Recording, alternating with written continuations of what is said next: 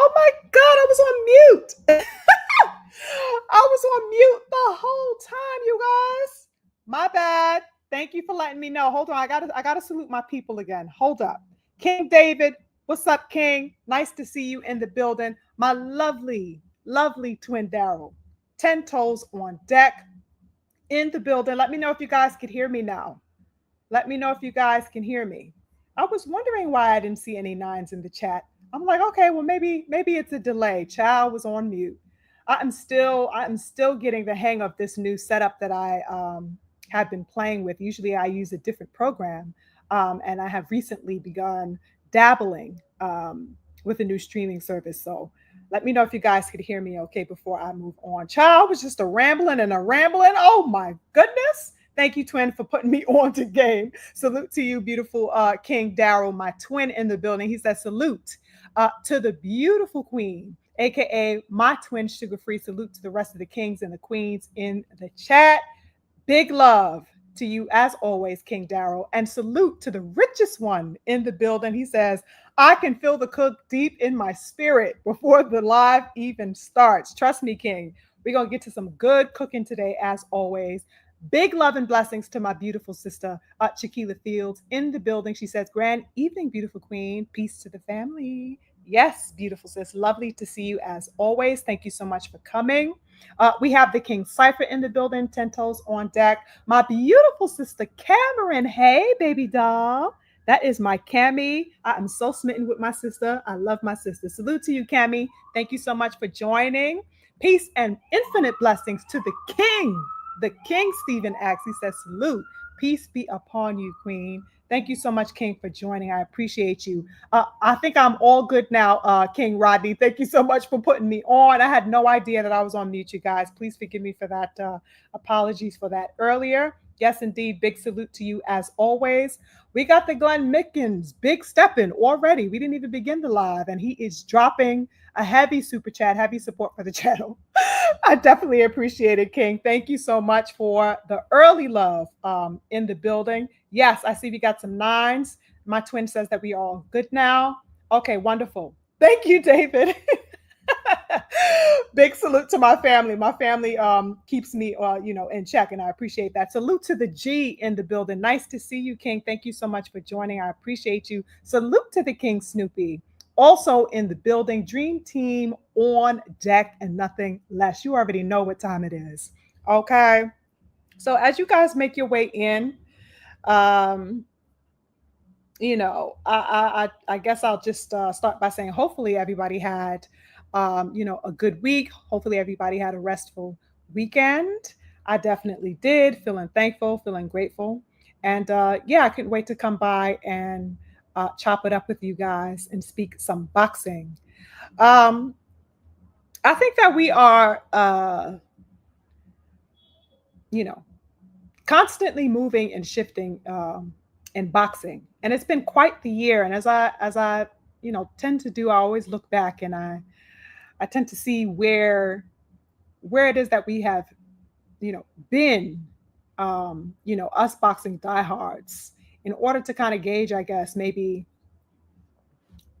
what I could anticipate, as we go in, or as we are officially in, to the last half of the year. There's so many things that I want to see within boxing. Um, there are so many questions that I have. There are so many perspectives, that are going on in boxing, that we as boxing diehards come across on a constant and regular basis. No matter what platform that we are on, no matter whose channels or spaces we support, it seems like we always coming across all types of narratives that move things um, to one direction or another. I can't say it's always generally in a direction that we all agree with, of course, because of course everybody has their own way of viewing things. Dispositions, run the gamut, in boxing just as in anything else. But I can say that I tend to appreciate the dialogue that, seems to bring in and usher in a level of, balance, some type of level of equipoise, some semblance of clarity and coherence to all of the things that we are dealing with and that we see on a constant basis because all of the perspectives are so varying in boxing. Um, I know that personally for me, there are a lot of things that I like to see, moving forward. Um, and for the most part, I tend to be kind of optimistic as far as the fighters that I support. I think I say that quite often in reality. But wherever it is that we are en route to, um, I'm hoping that the integrity of the sport um, isn't sacrificed. Isn't sacrificed. You know what I'm saying? I think that the fights that we got last evening, um, you know, they were entertaining, they were satisfying. A lot of it, at least the main ones, satiated. The palate for me as a boxing fan. I was definitely pleased with what I saw, and I couldn't help but think, like, yo, imagine if some of these fights were like, you know, soiled um, because of boxing politics.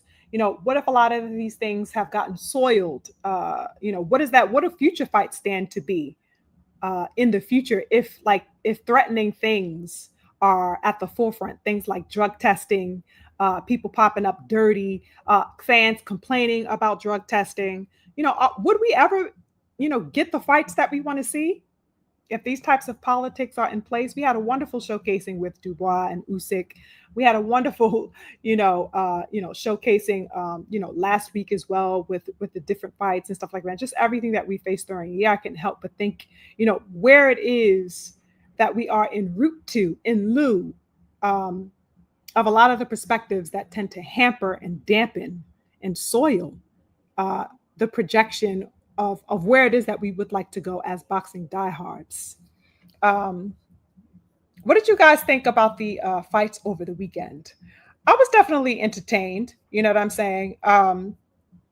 You know, some questions that I definitely want to bring on the table as far as the heavyweight division, because I think there are a lot of things that were answered in Usyk's performance last evening.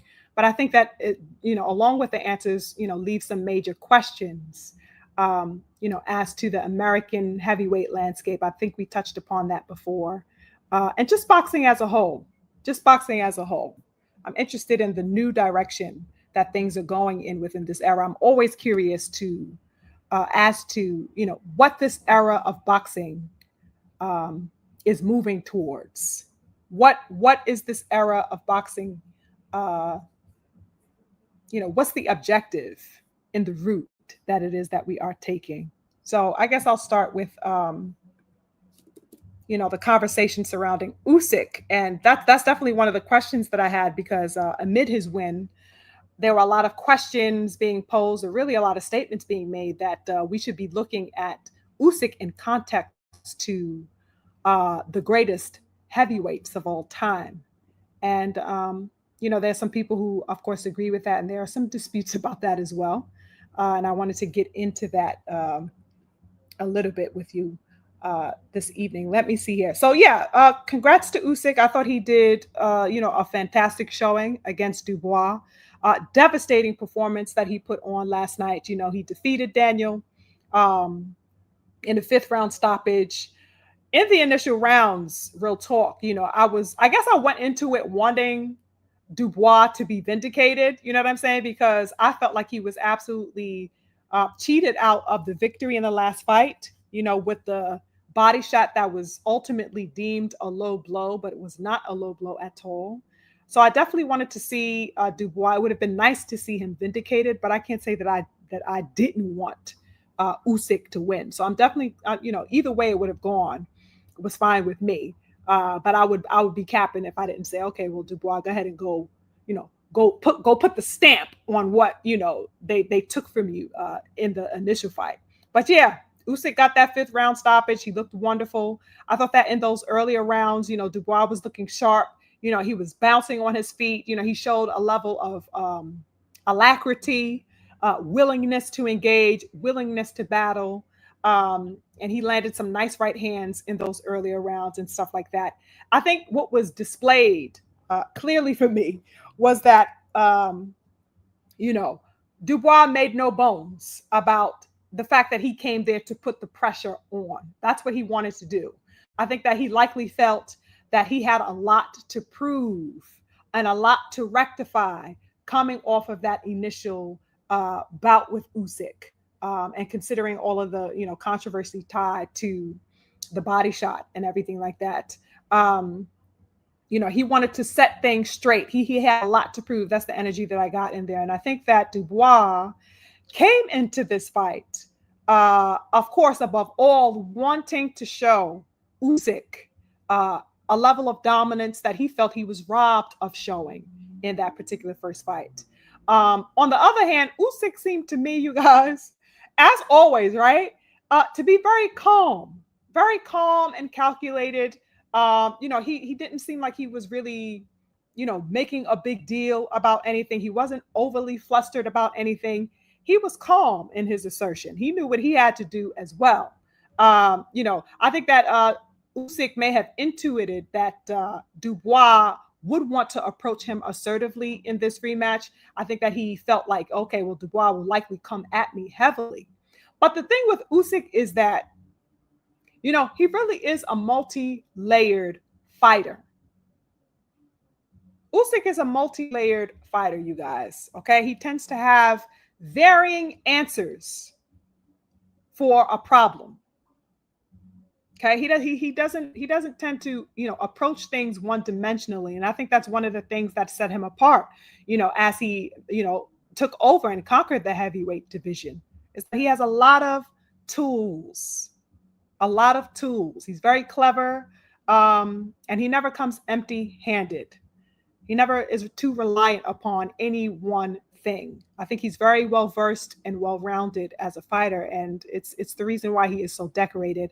I think that's exactly what made the difference for sure in the fight last night. Usyk, had a bag full of the things that he could play with, from one thing to the next. Okay, his bag was full of all sorts of tools, all sorts of plays and approaches that he could take with Dubois. Of course, because he had also had the experience of engaging with Dubois that he obviously took to account. I think he did a wonderful job, you guys. No cap. I like the way he used his arsenal very, very, very well. For every power shot that Dubois exerted, Usyk had his own pressure and response. And not only that, he also had quick feet. You know what I mean? He also had his stamina intact. He also had his jab in motion. He also had a distracting lead hand, right? And a very hard to time, devastating left hand that he camouflaged beautifully, you guys. Okay? I think in that fifth round, it was a sneaky right hook that caught Dubois on the side of the temple, right? And that sent him to the canvas. But it was that devastating, punishing left hand that chopped the tree down ultimately and took Dubois completely out of the game. 100% demolition job from Usyk, you guys. Beautiful, beautiful work. I definitely enjoyed myself watching that. Now, what I thought was interesting, did you guys see Usyk and Jake Paul facing off? What was that, you guys? Did y'all see that face off? I ain't gonna cap. I was definitely like, what's going on here? Why are you guys facing off? Did y'all see that? I was so like baffled. I'm like, what is going on here? Why is Jake Paul even in the ring? You know what I'm saying? And I think that ultimately it brought a question forward as far as, the direction of boxing. Upon seeing that, one of the things that came to mind was like, let's say a fight with Usyk and Jake Paul were to materialize. You guys, I couldn't help but think like, does this do anything for the sport? Does this do anything for the sport? These types of exhibition matches? Does Usyk and Dubois feed the boxing mind? Does something like that feed the boxing mind? How do you guys feel about that? This face off that that was had and these talks about you know, a fight being materialized between these two men.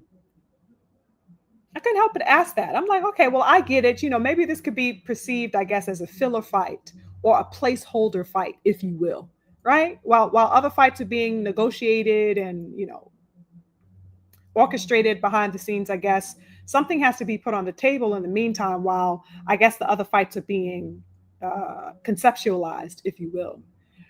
But I can't say that I would ever, run to my television to see Usyk and Jake Paul.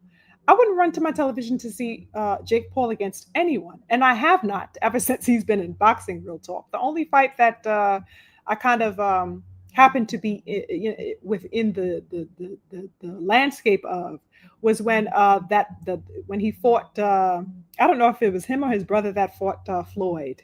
I happened to be in a home that was showing that, you know what I'm saying, among people that was watching that. So that's how I came across that particular one. But I don't know. You know what I'm saying? And the other thing that I had in mind was like, okay, first Tank is trying to fight Jake Paul. Now Usyk. And I know people have been calling like, oh, well, why don't Jake Paul, he's fighting all of these raggedy bums. How about he fight, some notable boxers? And of course, Tank Davis would be perceived of as a notable boxer. And most certainly Usyk, is one of the best, of this era.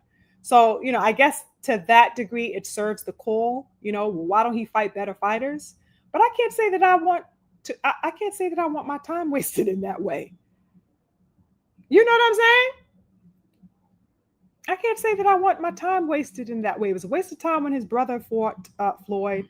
And I think it's a waste of time that Tank Davis is chasing after this fight, so much so that he doesn't even want to rematch with Roach, so much so that he does not even want to fight the other champion in his weight division, Shakur Stevenson, or anybody else for that matter of note in and around his division. So that, Tank Davis entertaining a fight with Jake Paul is folly to me. It's pointless. It's futile. And now we have Usyk and the prospect of him fighting Jake Paul. I don't know. I think Jake Paul is better left, putting on, his own cards. Putting on his own cards. But at the same time, he's out here. He out here trying to make it work. I can't even really hate on this man because look who he's trying to fight. He's trying to get in the ring with the Tank Davis, albeit him being, freaking barely 5 feet tall. You know what I'm saying? It's still a testament to the quality of Tank Davis as a fighter, and especially him now trying to entertain the idea of a Usyk fight. I even hear him talking about, trying to approach Anthony Joshua, which is a hell of a way to be stepping out here. How is it that Jake Paul, somebody who is, who just started boxing only some years ago, is showing a willingness to now get in there with the best? Let's say where he was playing around earlier, Now he's saying, okay, I want to contend, with the notable fighters of the present. How is it that Jake Paul is on this type of time? And, a lot of these fighters are not. I don't know what to think about it, you guys. I'd love to hear your thoughts on that. What do y'all think about this whole,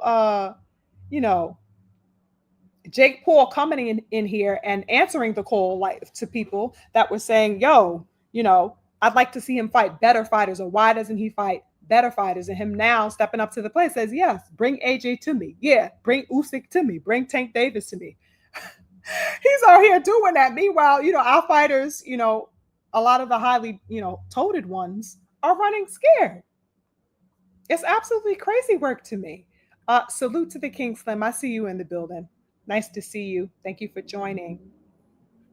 King Adrian, I see you. He says he's getting ready to hang up his gloves. You talking about Tank? Yeah. I mean, apparently he is. My twin says, I was hearing Jake Paul wants to fight AJ. Yeah, exactly. It's very interesting.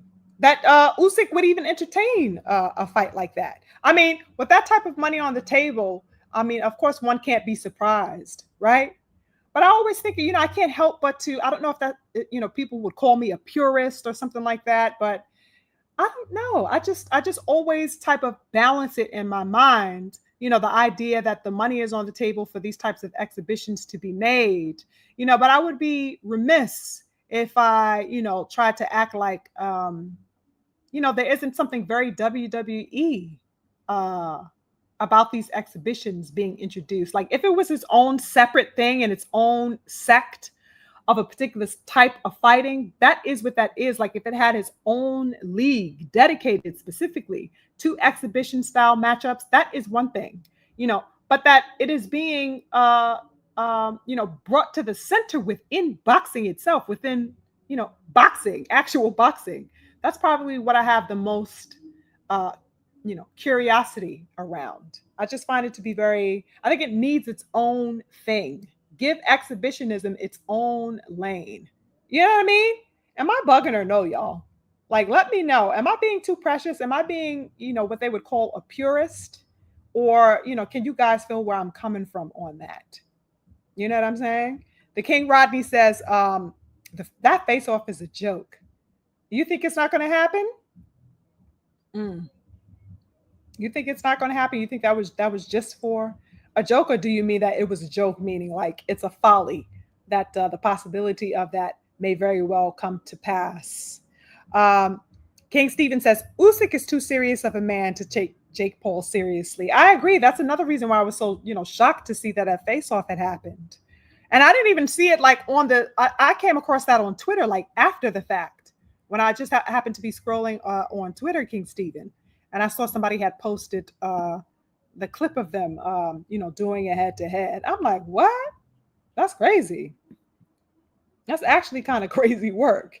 You know what I'm saying? My twin says, if Daryl already fought Devin and I'm sorry, if Tank already fought Devin and Shakur, I probably wouldn't mind. But leaving Devin and Shakur on the table while fighting Jake Paul is asinine. I couldn't agree more, twin. It's like, none of this would ever be a problem. None of the talk of his retirement or anything like that would be a problem if he had, solidified a legacy, the very thing that this man seems to be running from, the very thing that seems to be, his kryptonite and the kryptonite of his fanboys who support this nonsense. If you had gone ahead and solidified, some worthy competition, some notable fights, it would be nothing for you to, let's say, want to retire at 30 years old. If for the last 5 years you were out here putting work in and putting on spectacular showcases among the best in your weight class, it's because you haven't that this idea of Jake Paul is now like, bro, you got to be kidding me. This how you trying to go out?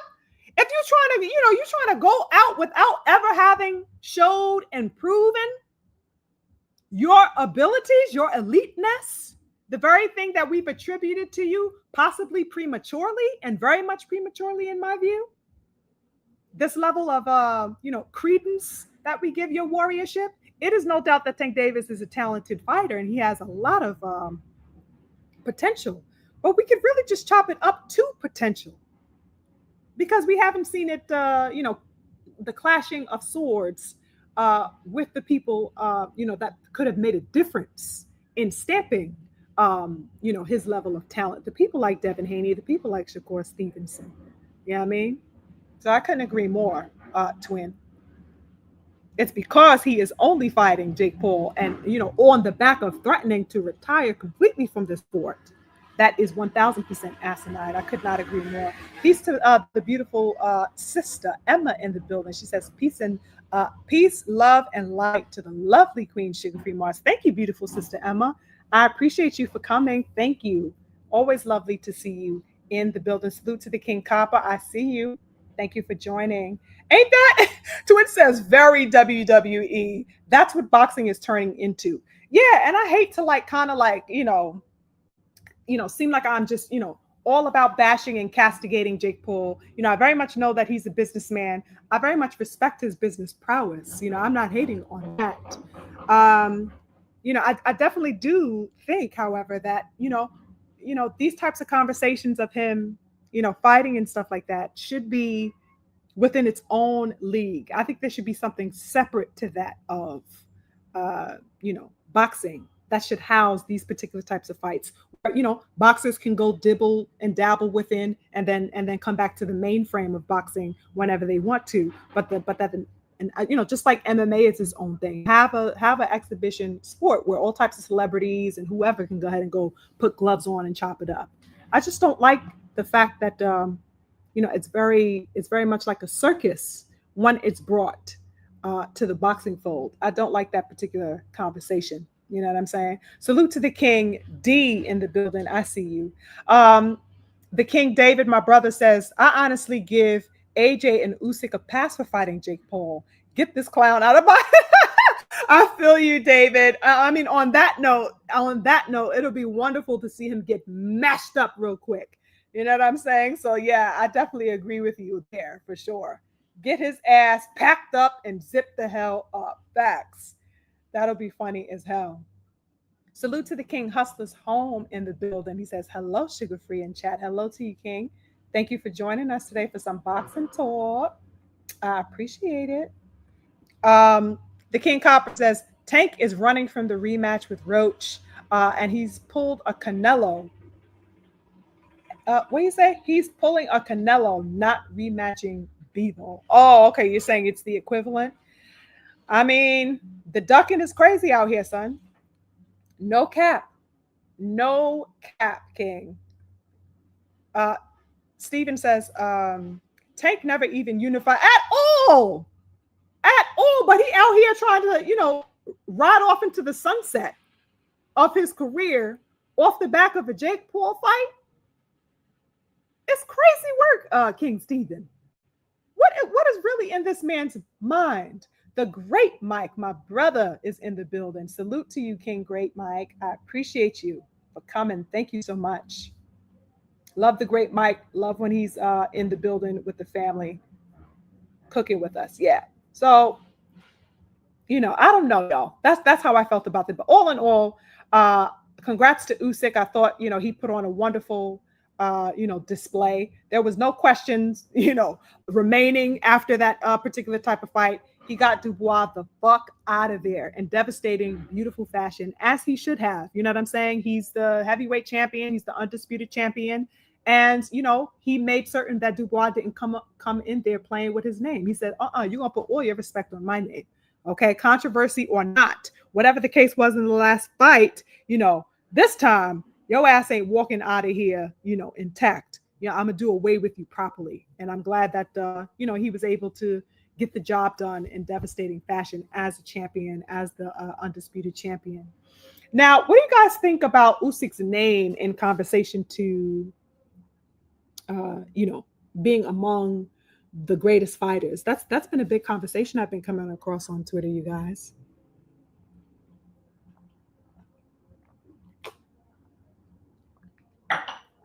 Big conversation I've been skating across on Twitter. Usyk's relationship to being the greatest. He's definitely, proven himself to be the best heavyweight, as far as being the last man standing, the man to have fought, the top three. Well, really, two, because he fought Usyk, he fought Fury, those times, and then he fought Joshua. He never fought Wilder, which I think he should have done. But he's the one standing. You know what I'm saying? I got to give credit where credit is due. Even though I don't necessarily think that Usyk he's personable, you know what I'm saying? But I can't say that he is relatable. He's definitely an affable gentleman. That's for sure. Okay. But as far as his, I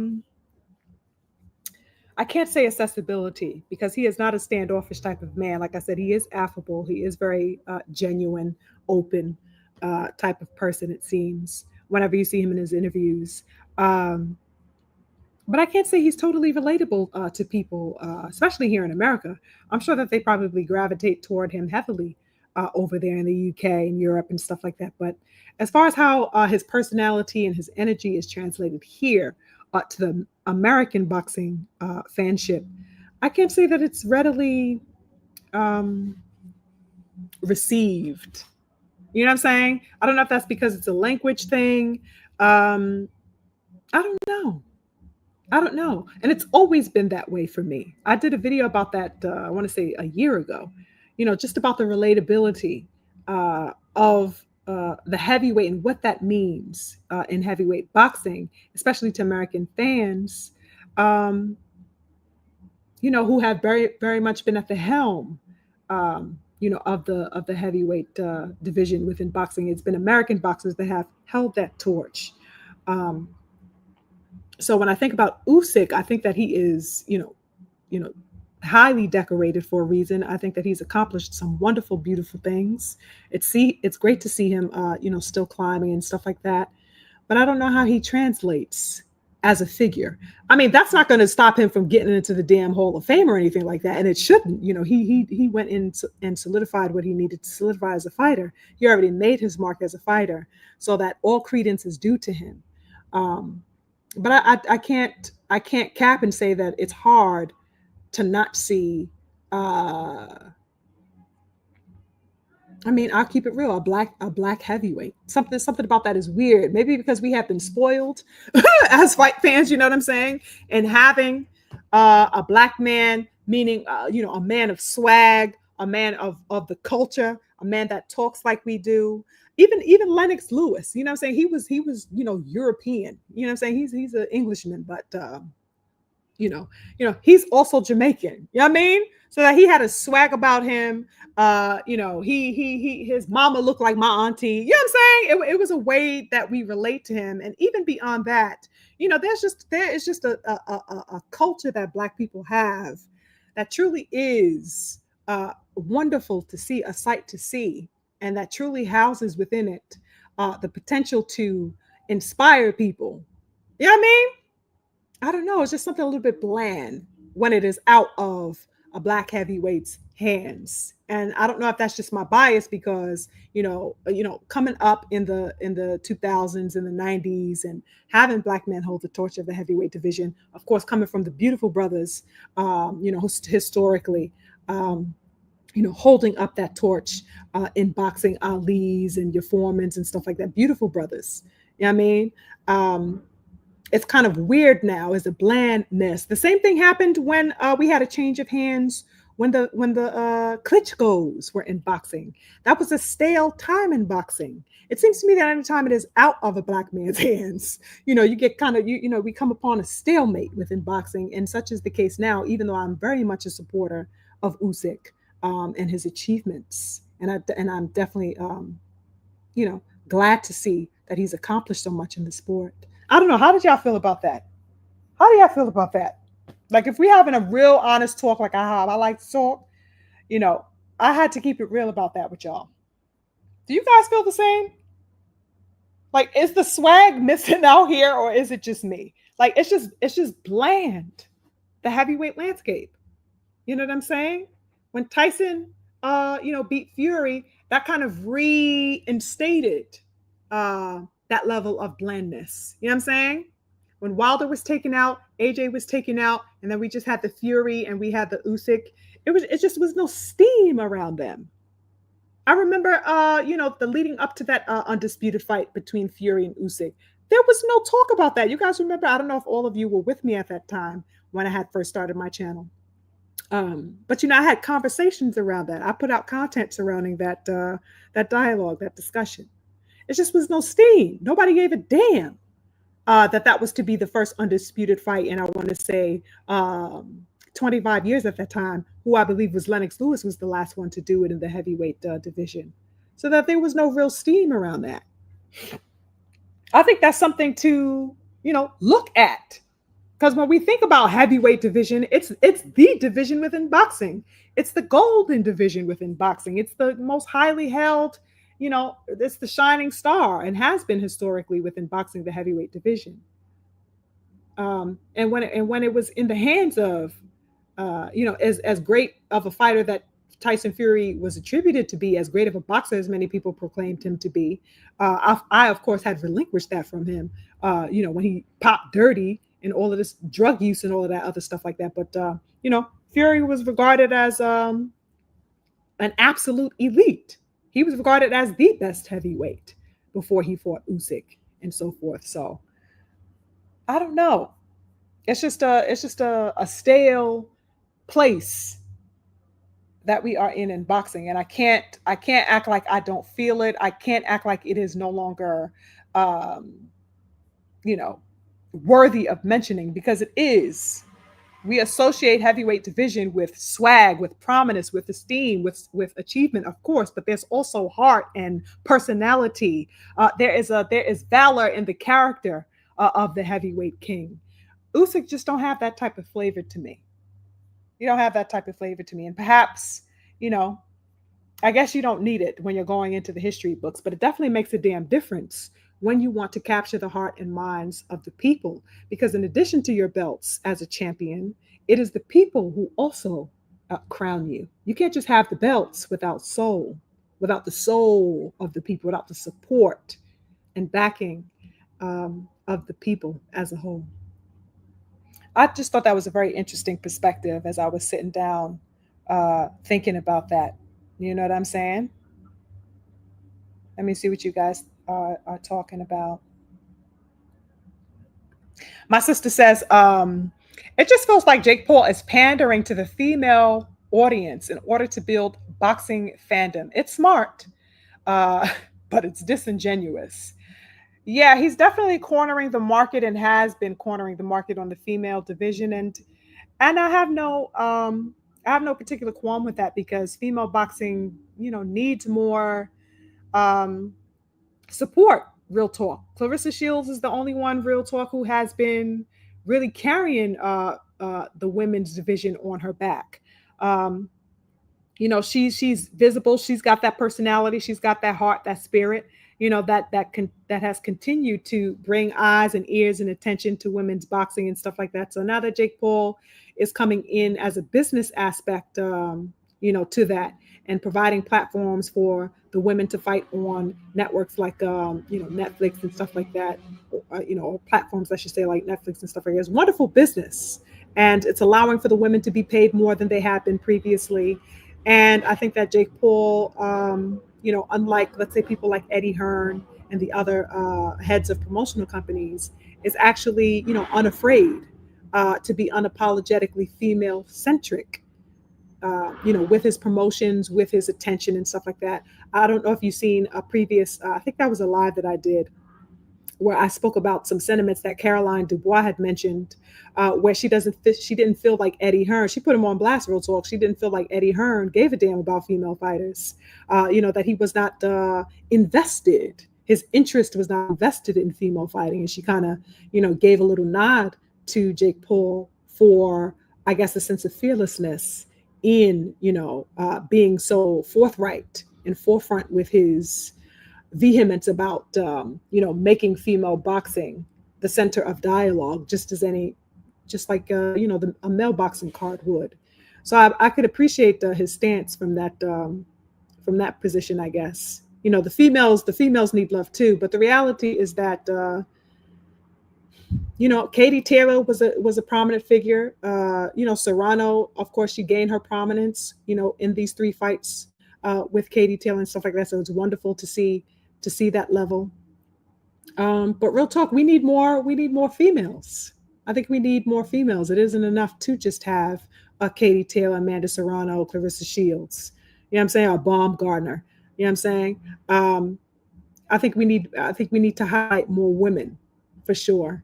I'd like to see Jake Paul and Clarissa get on some business ventures together. That'll be wonderful.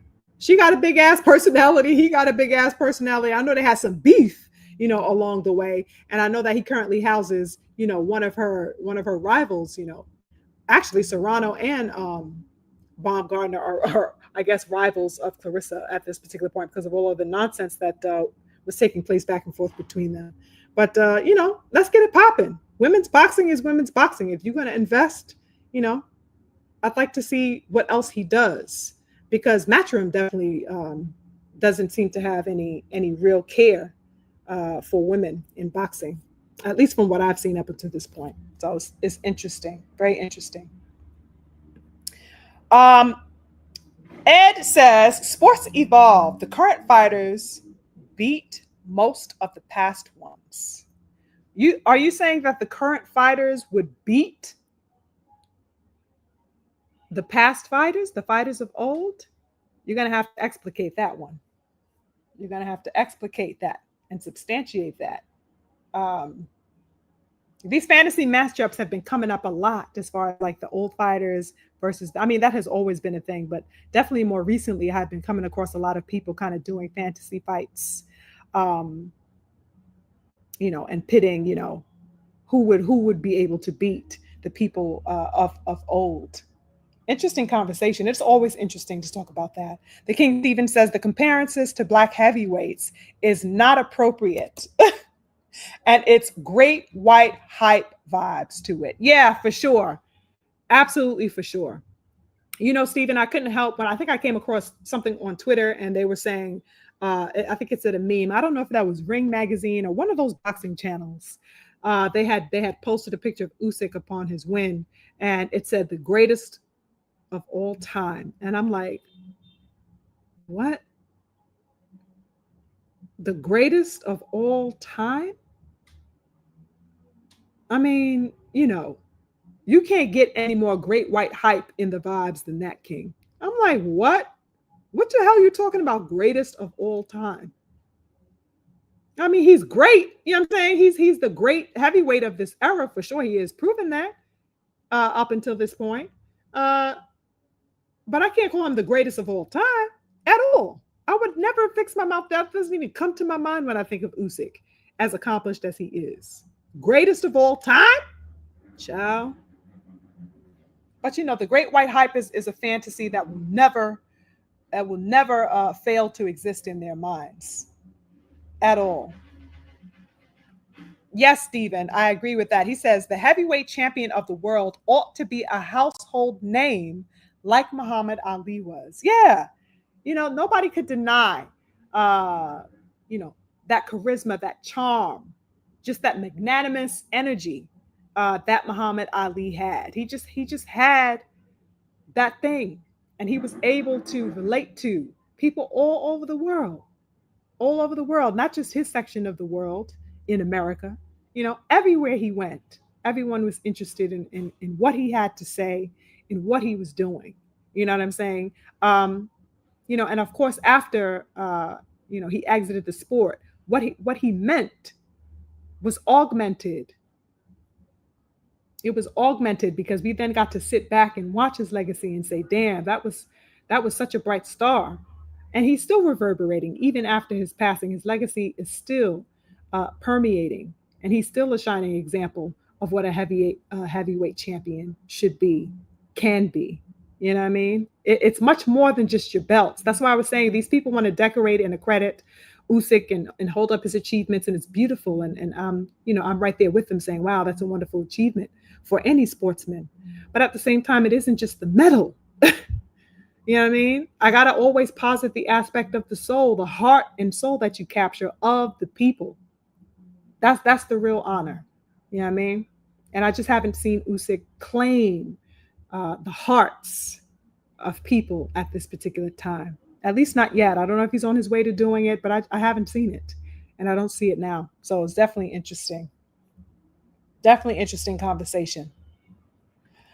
Twin says, there's a saying, all of the Black American heavyweights are playing in the NBA or NFL. Yeah, I've heard that said. I've actually heard that. I think I heard that on Beautiful King Champ Side's platform before, which is crazy. I think I've heard him mention that. Yeah, that's where all the American heavyweights are. They're all playing NFL. We need you in there, Mr. 6'6", 200 and something pounds, whatever you said yesterday. Where you at, Daryl? We need you to be the heavyweight champion. Come on. Let's get to this work, Daryl. Let's get you in the gym. Let's get you in that ring, taking care of business. Okay. Yeah. Let me see what else. I think I missed a super chat. You guys, hold on. Hold up. Yes, I did. I missed a super chat. Oh my goodness, the King Nutta in the building, 10 toes. He says, salute Sugar Free Mars and salute to the mighty LDBC. Much love to you, Queen, and to everyone in the chat. Thank you so much, King Nata. Always wonderful to have you. I appreciate you. Oh, my big brother, the Druth, is in the building. Hey, Druth. The Druth, nice to see you. Always lovely to have you. I appreciate you. And salute to the King Shelton, LDBC. Salute to you, King. Always wonderful to have the brothers in the building. I appreciate you guys stopping by to check on the goddess for sure. Salute to the King Ob Jones in the building. I see you. Oh, I'm trying to click you and put you on the screen. Here we go. Salute to you, King Ob. Thank you for joining. I appreciate you. Salute Jay. Jay says Sugar Ray Robinson was knocking people out mid combination. Real facts. Real facts. Okay. No half stepping with the King Sugar Ray. I was like, the greatest of all time. How the hell are they talking about this man? Usyk is the greatest of all time. I just don't get it. For them, but we always have to think in context that it is for them. That is why platforms like the one that I try to create here, and the brothers and sisters in the LDBC, and maybe even other ones that I don't know about per se, because of course I only frequent with the family. But for any other cognizant person out there, that's why it's important. Who is Black and of the culture. That's why it's important that we have people, within these platforms of our own spaces, redirecting the energy, because they will say things like that in their memes. They will plaster pictures of Usyk or of Inoue. You know what I'm saying? Because I'm not even shitting on Usyk like that, because he, you know what I'm saying? But it's just, they want to have a standard set. Anything that does not look like a Black man is what they will quickly, take the opportunity to deem the greatest. And it's like, listen, okay, I feel the accomplishments. I'm not hating on any fighter that gets in that ring and, of course, achieves the things that Usyk has managed to do. Because Usyk wasn't, pussyfooting around. He fought Fury. He fought AJ.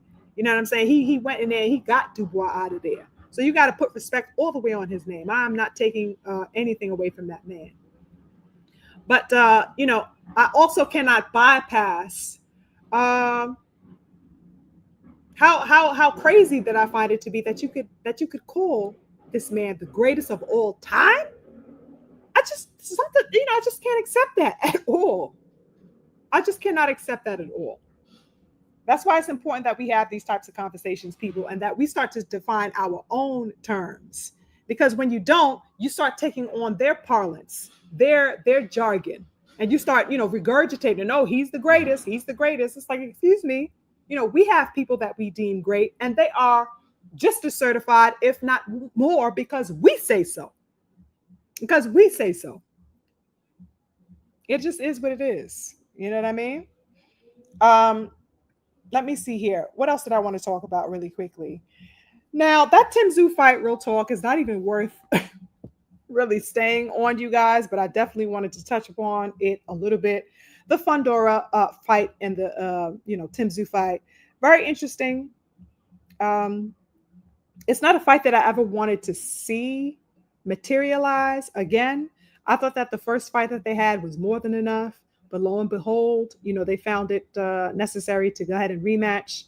A lot of people had questions because of the cut that Tszyu sustained in that first fight. So I guess it's justifiable to that degree, considering that he was injured and stuff like that. And even Fundora, was cut up in that fight, and the bloodbath. Oh my God. So they had the second fight and stuff like that.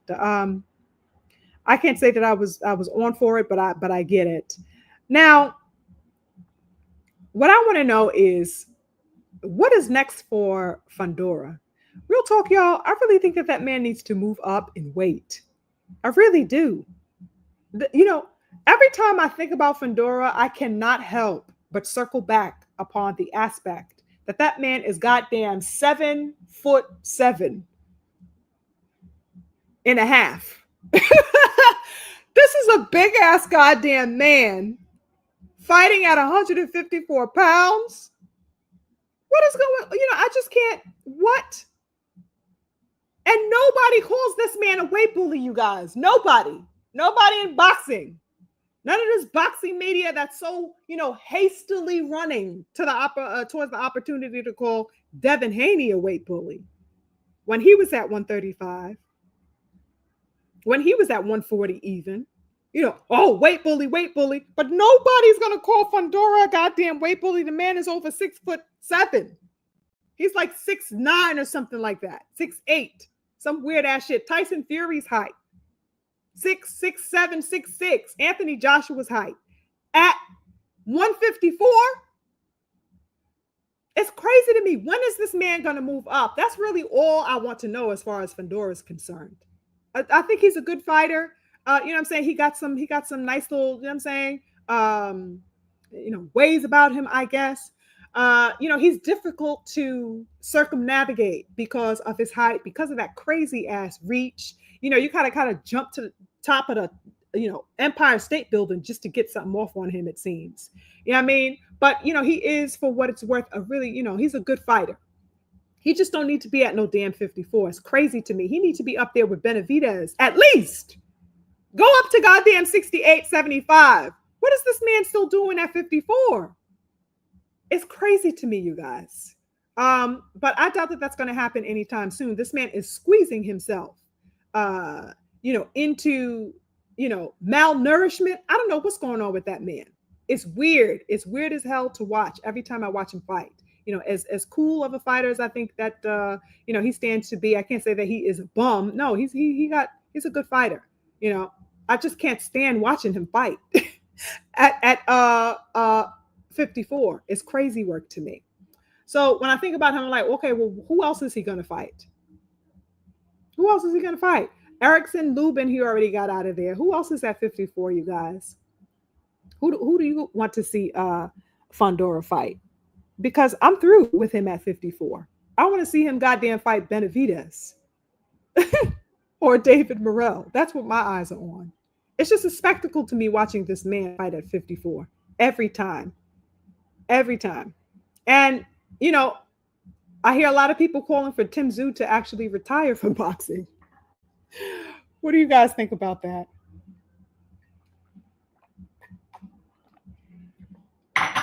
Do you guys think that Tszyu should retire? People been calling for Tszyu, pack it the fuck up. People left and right all across social media telling Tszyu to get the fuck out of here. It's crazy, crazy work. Crazy work.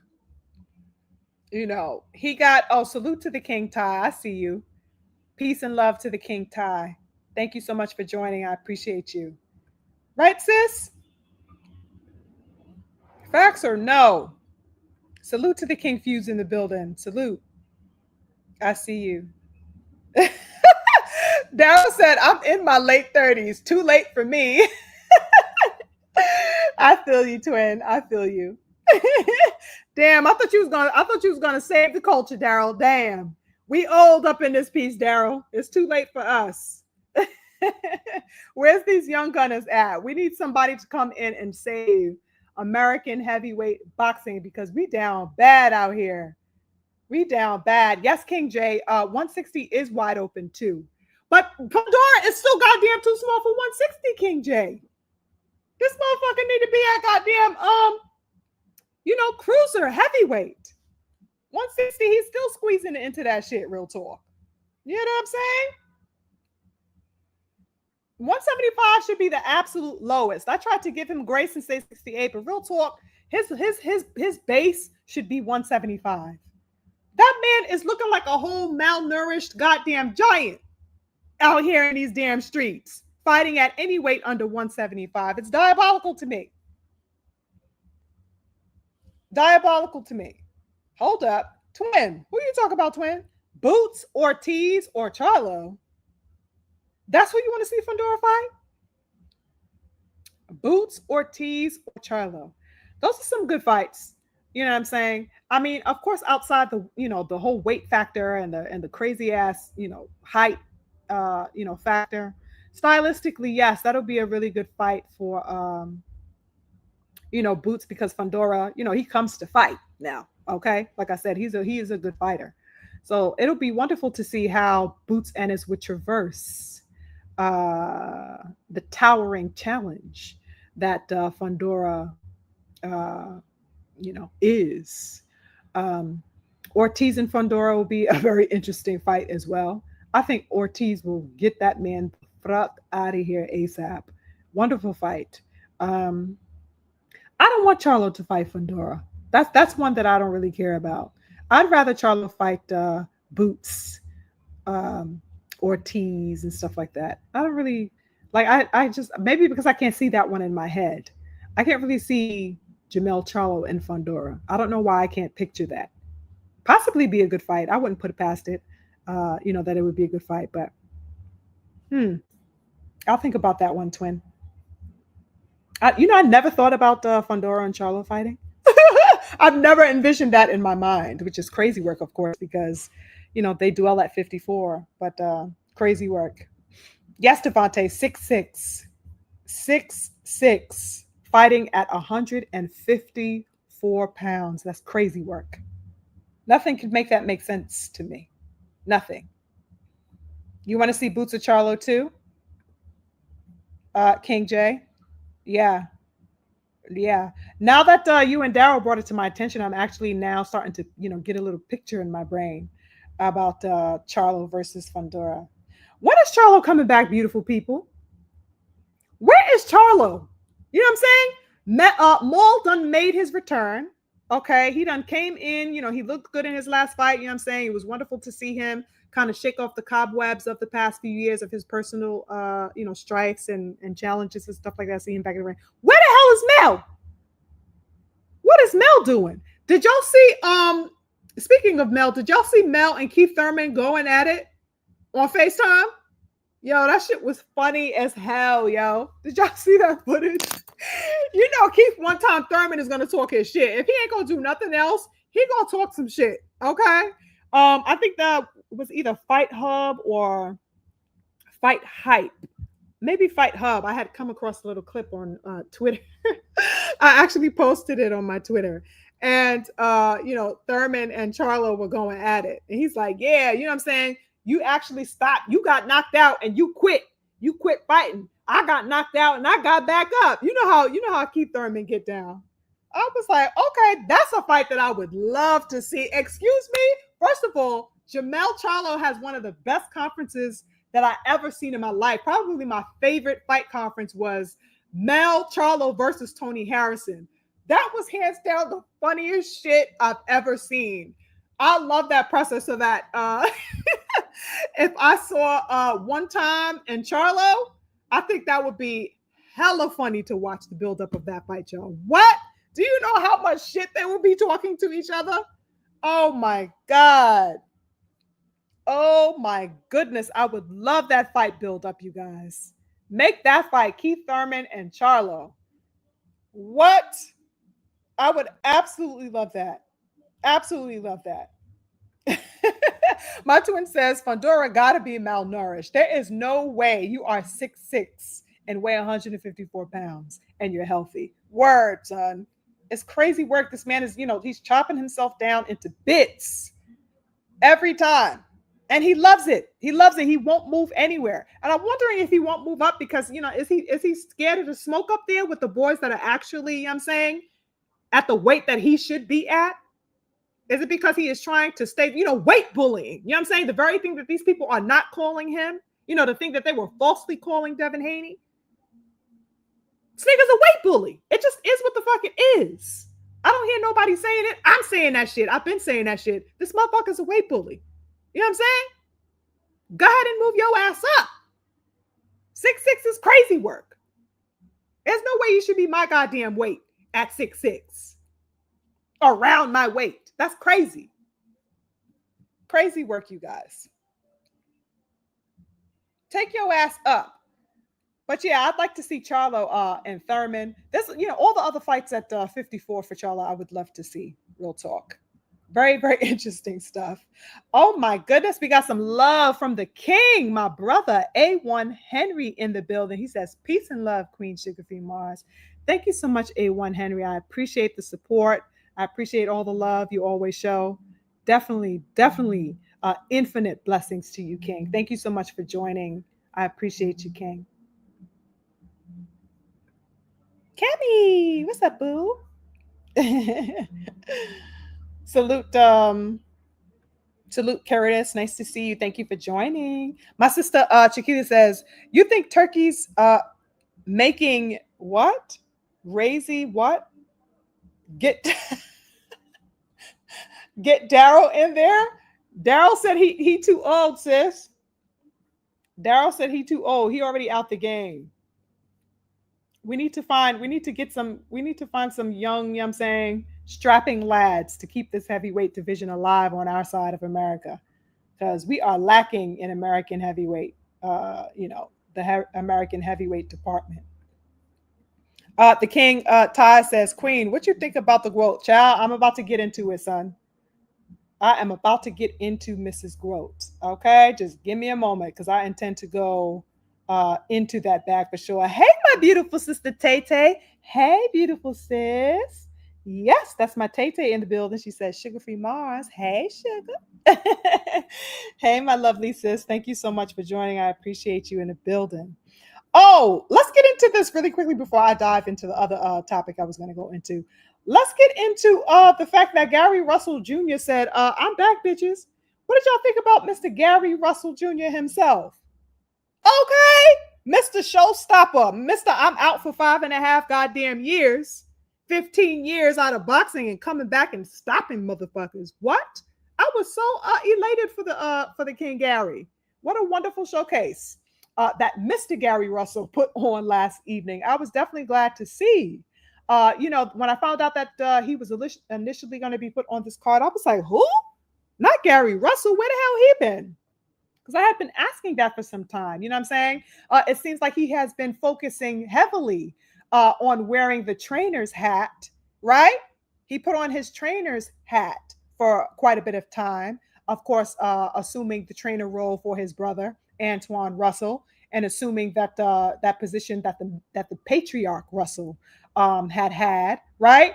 He's been very much consumed with providing that level of guidance that the great Russell Sr. had provided to the family, which was wonderful.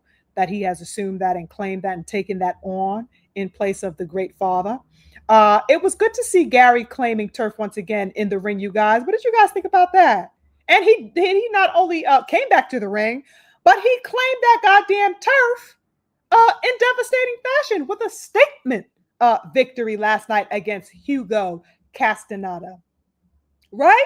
Landing a 10th round knockout, you guys. Let's fucking go. Let's go. That's the type of time that I like to see. You guys, let's not forget that Russell's last fight was back in January of 2022. 2022. That means that this man has been out of the ring for 3.5 years, beautiful people. Let that shit sink in. Let that sink in. 3.5 years out of the ring. Talk about a goddamn layoff. You know what I mean? So that I'm sure that, people had a lot of questions upon seeing that he was going to be making his return on this particular card. But baby, sure enough, Gary Russell said, ho, I am showing up and I am showing all the way out. And he really did. He virtually looked like he had never left. Facts or no, y'all. Wonderful to see the King, back in his element. Now, speaking of smoke, Gary is no stranger to naming the goddamn names, right? This is something that we all know Gary for, probably most prominently, right? That he is always with the shits, okay? Gary has been calling out Roach, Lamont Roach, that is, like nobody's damn business. Have you seen Mr. Gary Russell on absolute demon time, sounding the alarm wherever he goes? I know y'all been peeping game. Every interview, you guys, in the lead up to this fight and in the aftermath of the fight last night, this man has been sounding all types of alarm calling for the smoke. You know what I mean? I'm like, okay, Gary, he don't play no goddamn games. He is an absolute menace still. Nothing changed. Ain't shit changed about him. He's still Every bit of with being with the shits. Now, have you guys seen him sounding the alarms? I know I'm not the only one that came across these little interviews of him. Russell ain't playing with y'all asses out here, y'all. Okay? He said, where's your old boy at? Line him up. Line him the fuck up. And Tank Davis is definitely one of the people that have been on notice, and that have been on notice for years. I know my real diehards already know what type of time that is on. Okay? He's been calling for Tank for I don't know how goddamn long, you guys. Okay? We already know that Mr. Gary Russell and Tank Davis have a long-standing beef and a long-standing rivalry that goes back well over a decade. I'm talking, way back into their amateur days, of course, right? The Baltimore, you know what I'm saying? That whole dynamic has been at play for a very long time between these two brothers. And I want to say like something for the past 7-8 years or so. It's absolutely been a fight that the boxing diehards have been knowing about and calling for ever since then, right? Something that we've all been waiting to see in anticipation. Those of us familiar with that particular rivalry that they have shared pretty much all their lives, real talk, since being young pups. So, what's crazy to me is that when I sit back, I think about how wild it is that this call out affair, for the most part, has only been on the part of Gary Russell Jr. for many years, right? It seems like Gary's only ever been the one with the shits, real talk, for, the last several years. It's been years since Tank Davis even said that man's name publicly, you guys. When's the last time you heard Tank Davis mention Gary Russell Jr.? In fact, he made certain not to. After a particular period of time, he made absolute certain not to mention that man's name. I guess since becoming the boxing sweetheart, over the years, assuming that level of popularity, assuming that stature and that crown, that his fanboys, bejeweled for him and placed in his lap. I guess, with that assumption, he was allowed to evade the smoke with Russell, pretty much in exchange for, highlight real worth opponents, right? Highlight real worthy opponents. Ever since he could, run the gamut on lining up people that he could knock out, he didn't want to say anything about Gary Russell anymore. That's what it seems to be to me. But real talk, Gary never stopped calling for Tank Davis, y'all. Okay, even in his hiatus, even in what he was going through on the family personal level that the family was dealing with, whenever he was asked. I think he was on Champside's channel. He popped up randomly on the Beautiful King Champside's channel. I want to say, was that earlier in the year? I think that was early this year. He just popped up randomly and started saying, yeah, I'm saying? I'm still with the shits. And Tank Davis ducked me, and none of these people want no problem. You know what I'm saying? That's way before he came to this particular card. You know what I'm saying? Interesting stuff. So that he always been on that type of time with Tank Davis. And he made absolutely no bones about it, during his interviews last night and in the build up to this fight that he had. He also made it known that he is also willing to hand out smoke like motherfucking high fives out this piece to whoever want it. Okay? He said in the interview, he said the following. This is a quote. He says, quote, I am open for all comings, all challengers. I'm back. Anybody that feels as though they have the skill set to be able to match what I got, bring that shit. End quote. That's what he said. And there was a moment where he was asked about Shakur Stevenson particularly. And he was also asked about the possibility of a fight with Abdullah Mason. And Mr. Gary Russell responded the following. He says, quote, anybody that's in the 135 division, it doesn't really matter. I was never somebody that strays away from any type of bump. I called out who I wanted. I want Tank. I want Roach. Anybody else that falls outside of that, that's cool. They can get it too. End quote. So the demon time is all the way on deck with Mr. Gary Russell, as per usual. Ain't shit changed, in other words. Okay. Mr. Russell is serious about conquering new ground at the 135 division. He's definitely got his eye on it. I can't wait for him to make his entrance. Among those particular names that he wants, the Lamont Roaches, the Tank Davises. Lamont Roach didn't seem to want no problems on Twitter. He's like, hey, stop asking me about, little dude. He tried to like sun him a little bit, like, stop asking me about that little dude. I'm not gonna, make any responses to, any questions asking me about him. But I think he said something like that was a good stoppage that he got. And kind of left it at that. So very interesting stuff, y'all. Imagine Lamont Roach having to answer and fight Mr. Gary Russell in a future bout. I think that would be wonderful to see. Absolutely wonderful to see. And I would most certainly love for the hatchet to be buried between Tank Davis and Gary Russell Jr. for sure. That fight is so long overdue. It doesn't even make sense how Tank Davis bypassed that smoke. That was one fight that was going to be, one of the legacy fights that would have solidified his resume, right? Twin, right? When we were talking earlier about Tank's legacy, and he's ready to go run and fight Jake Paul, but he never, motioned to solidify a legacy fight with the likes of Mr. Gary Russell Jr. Mr. Gary Russell Jr. in the beginnings of Tank Davis's career was very much just as significant as a Shakur Stevenson and Devin Haney fight. That was a notable name that he should have had on his resume, just like he should have had Devin Haney when he was in the weight class, and just like he should have, been considering Shakur Stevenson food. That was a significant fight for him that he just never wanted to allow to materialize. So I think it's wonderful that Gary Russell is back and that he is, taking names and checking off lists and everything. Okay. I can't wait to see what he does at 35. Interesting stuff. Glad to see the brother back, always in support of the Russell brothers. Okay. Some wonderful, talented brothers. Glad to see, the king back. It's wonderful. What you guys think about that?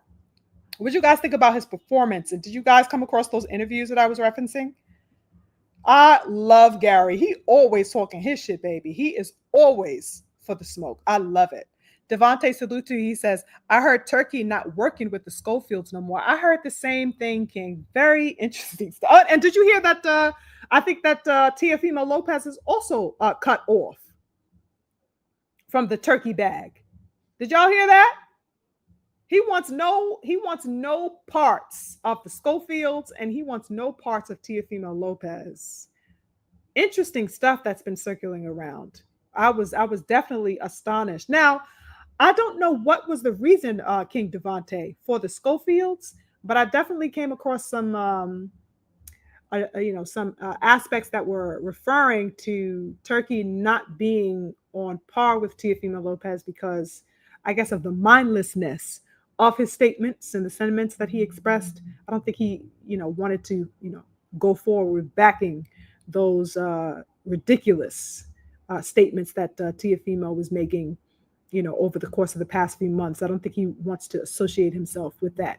At least that's what I had come across. Interesting stuff. But regarding the Scofields, what the hell did they do to Turkey? I don't think that Turkey liked the goddamn charade that they pulled with the cap and ass hospital pictures. And then they tried to say, I think I actually came across something that said that, Turkey had mentioned something like, yeah, you tried to say like, you getting sick was my fault and that we didn't treat you well, at that Riyadh card. You tried to say that we treated you poorly and you wind up getting sick. And I don't think Turkey was with that. Interesting stuff, y'all. Interesting stuff. Sassy Daddy Senior is not, he be talking too much shit. He's so interested in being sassy and putting out some sassy goddamn false information, that he is forgetting that he is a businessman, or that he should be conducting himself as one, rather. You are dealing with a multi-billionaire. Is he even a billionaire? I don't even know what the fuck Turkey is. We just know that nigga's money is long. Okay? Why the hell are you talking recklessly about a Riyadh season card that you were blessed enough to be a part of? You were blessed enough to have the opportunity to conduct any measure of business with this particular gentleman who is changing the game, left and right, with an unlimited access to all types of resources that we probably can't even fathom. And you fuck that bag up? Sassy Daddy Scofield is out of line. And Turkey now wants no part of the bullshit. He's like, get your ass the fuck out of here. Turkey wants no part of it, apparently. I thought that was very interesting, King Devontae. Interesting stuff. Oh my goodness, the King Freedom. Salute to the King Freedom in the building. I see you, King. Thank you so much for joining. He says Taka Twunk has no legacy, child. And the thing is that, us diehards are, we are the ones that have been fighting for him to assume one. That's how much boxing, how people like to talk about us like we are just, 4-1 boxer. They try to relegate us as to being, man fans. That's not the fucking case. We are boxing fans. So that no matter what type of,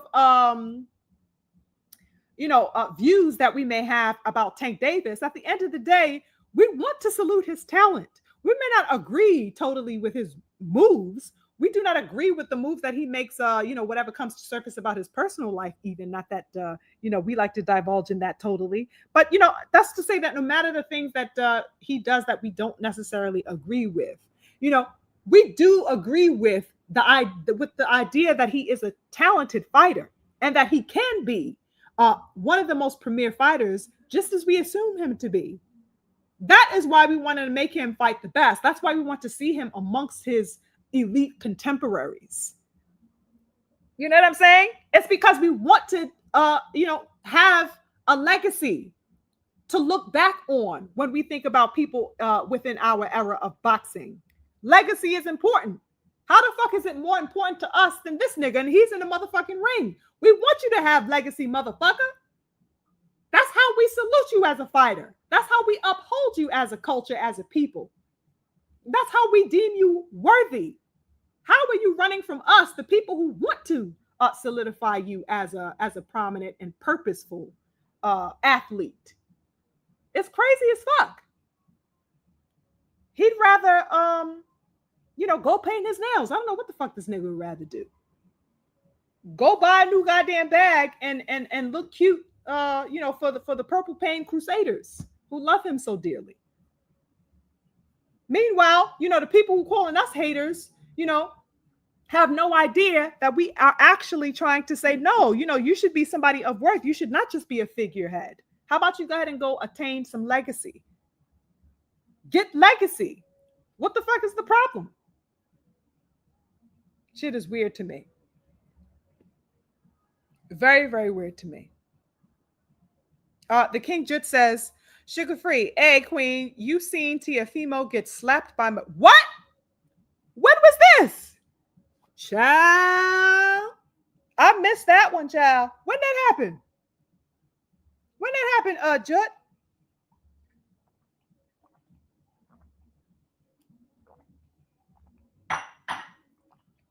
When did that happen? Did anybody else see Teofimo get slapped? He got slit-apped? Teofimo got slit-apped by Matias? Child, where have I been? And I'm always in the loop, baby. I ain't come across that. Did that just happen today? You got me checking my Twitter out here. Because I'm always in the loop, baby. I don't miss stuff like that. He slapped Matias? Interesting stuff. I mean, Matias slapped Teofimo? Interesting stuff. The King Freedom says, if only Turkey would have that same energy with Red Chow. Interestingly enough, I have a statement to make about that. It's not necessarily regarding Turkey, but somebody else in boxing media. I'll share that towards the end of the show. Somebody I had to curse the fuck out publicly.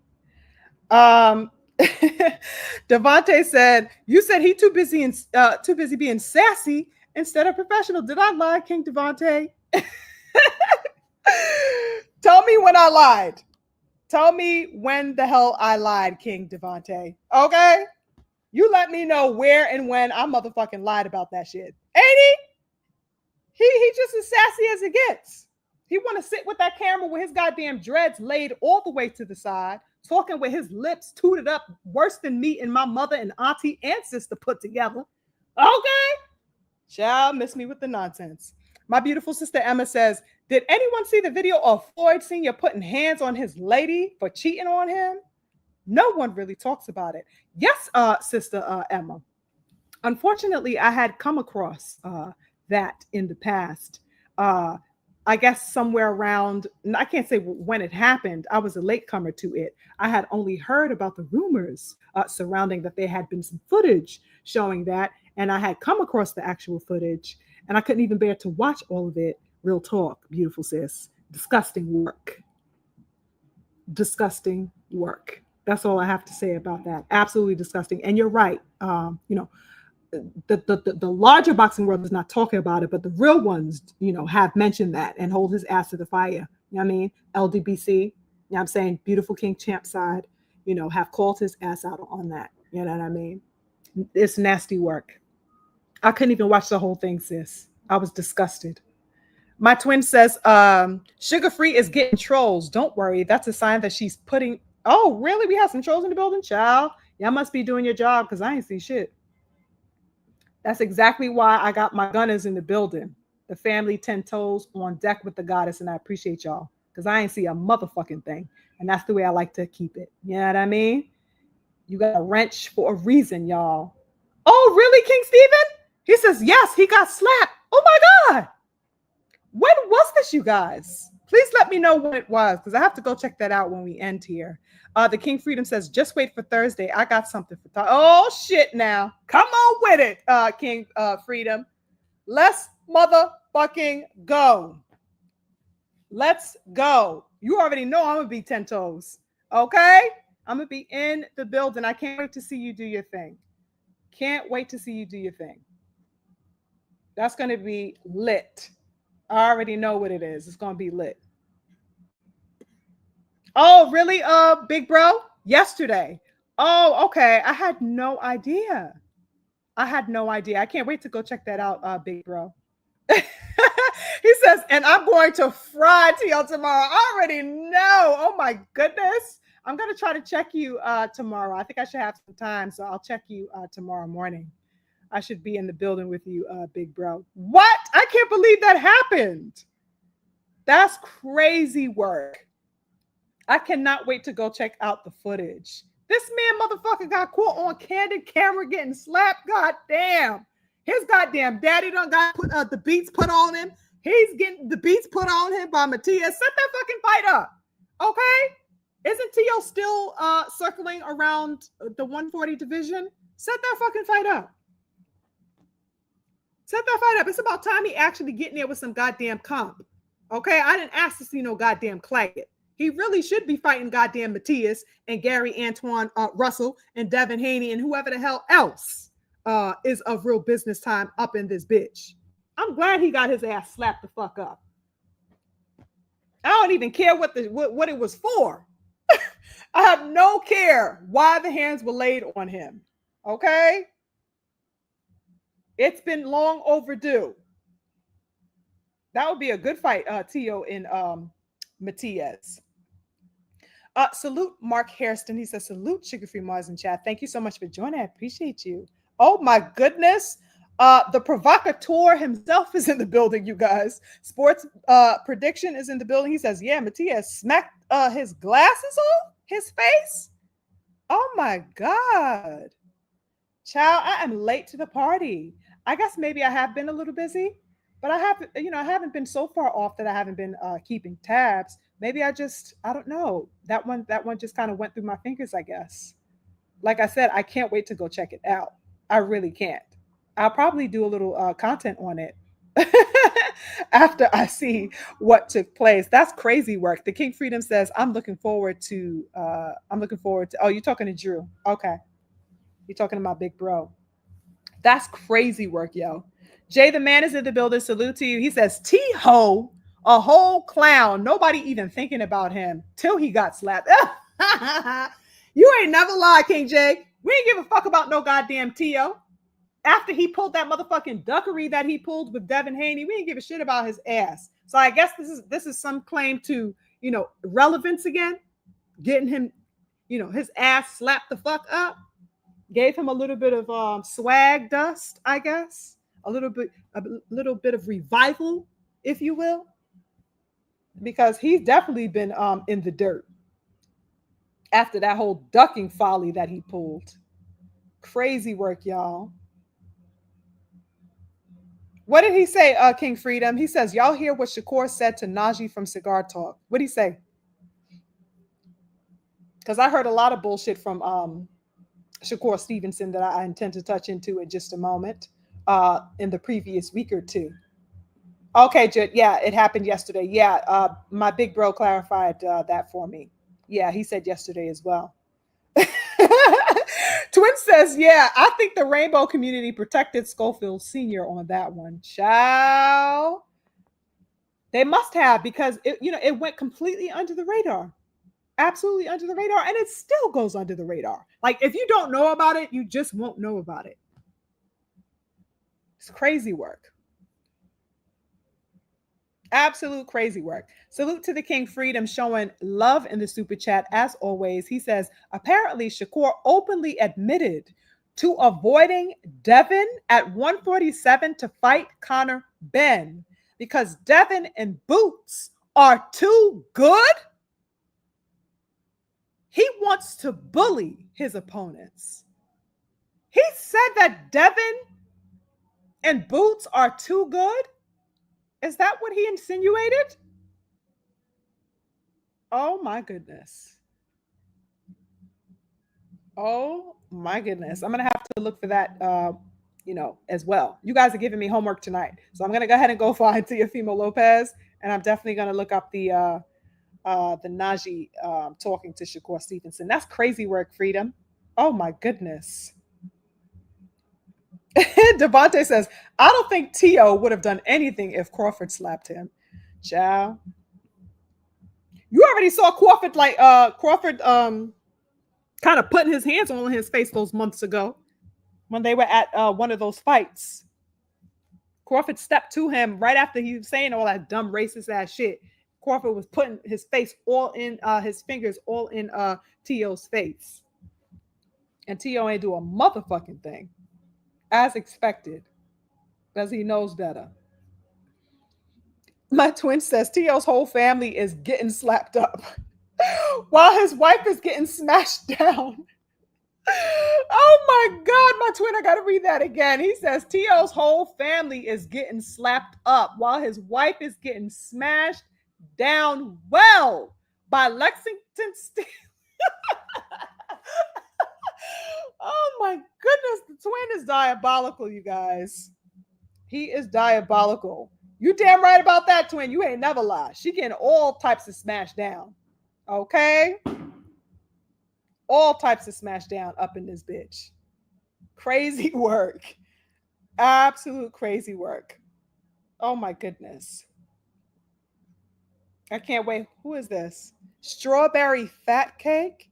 Oh, okay, sis. I ain't mad at it. She says, I can't wait until Shakur and Haney fight because I know Core is going to dominate. Devin BTA, he's going to make it look easy. Is this a real woman? I don't know. I don't know if that's a real woman. I don't know if that's a real person, is really what I'm saying. Is that a real person? With a picture like that? I don't know. If it is, listen, I feel you, girl. If not, child, please. King Freedom says Champ Side is live right now talking about it. Oh, I was going back for the Beautiful King is on. Oh my goodness, I did not know my Beautiful King was on. Okay, I'm gonna have to check in with him.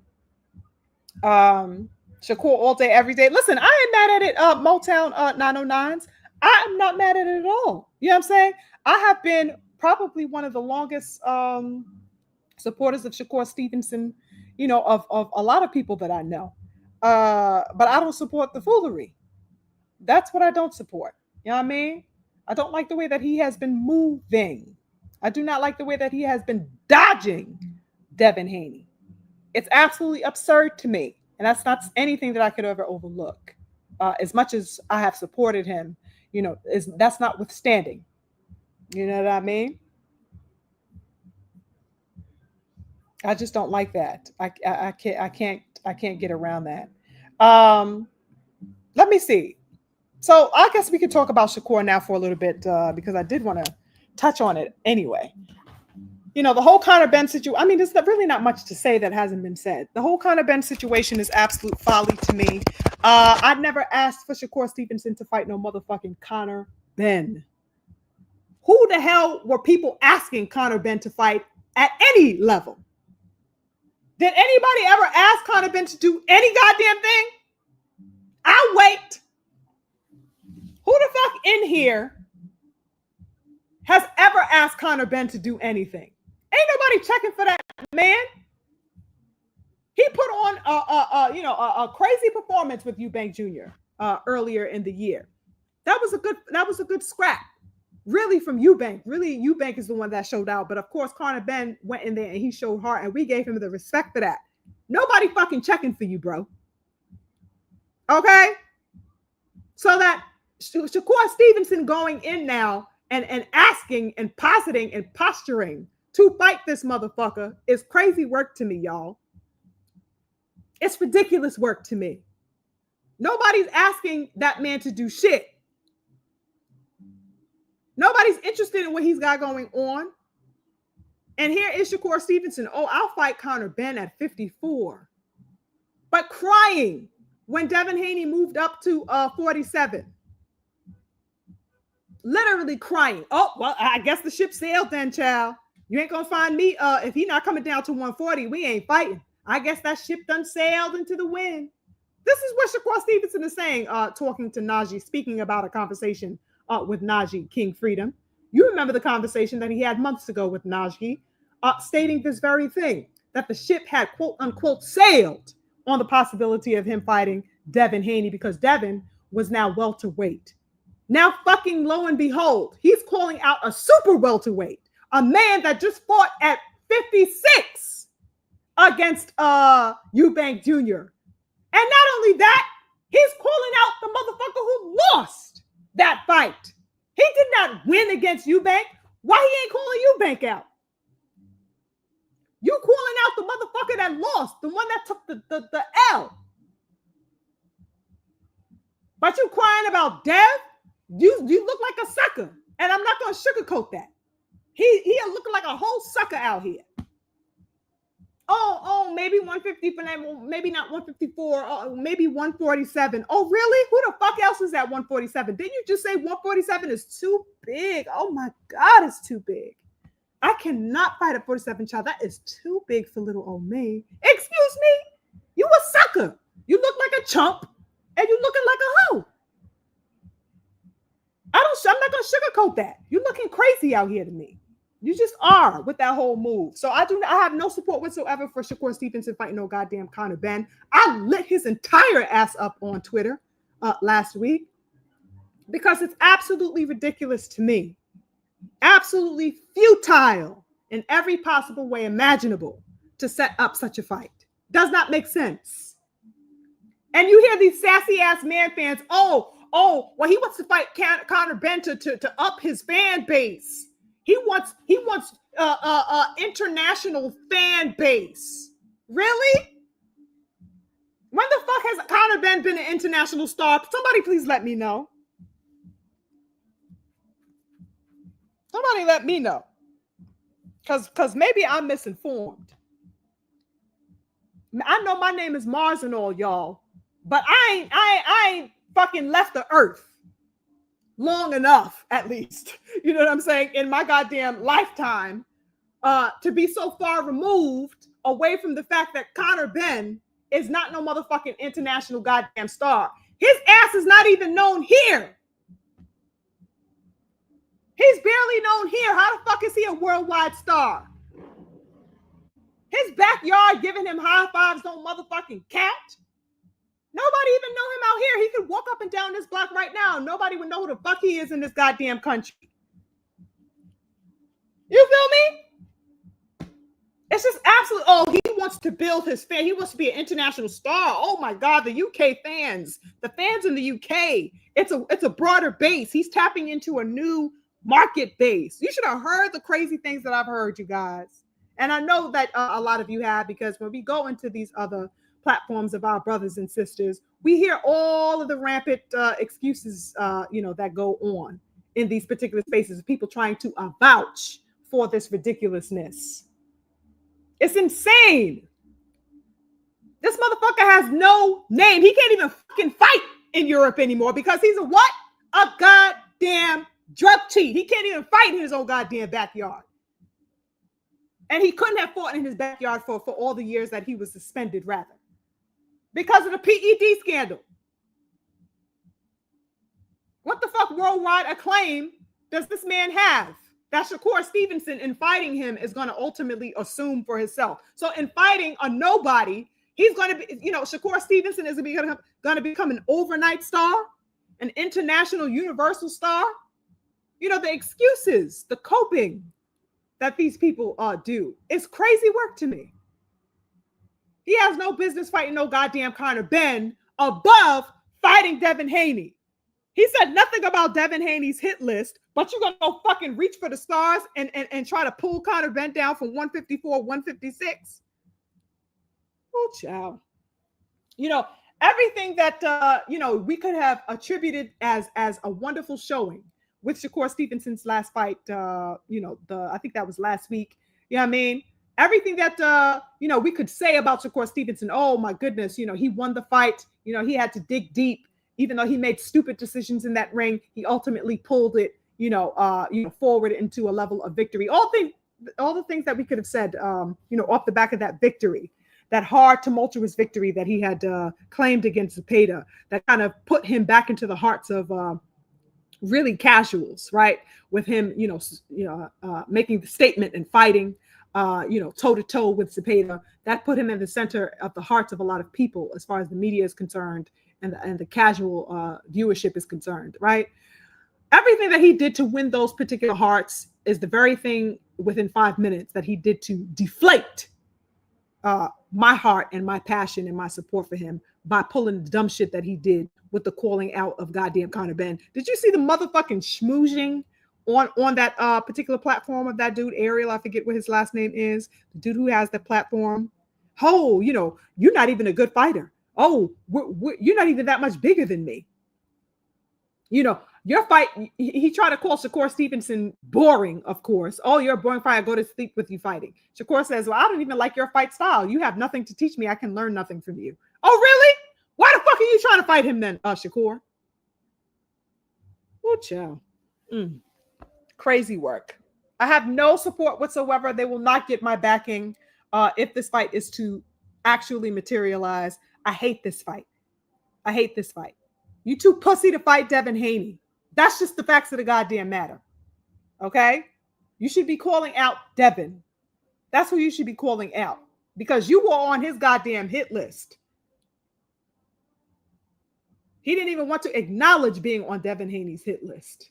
And now all of a sudden you want to fight Conor Benn. Nothing could wipe that away.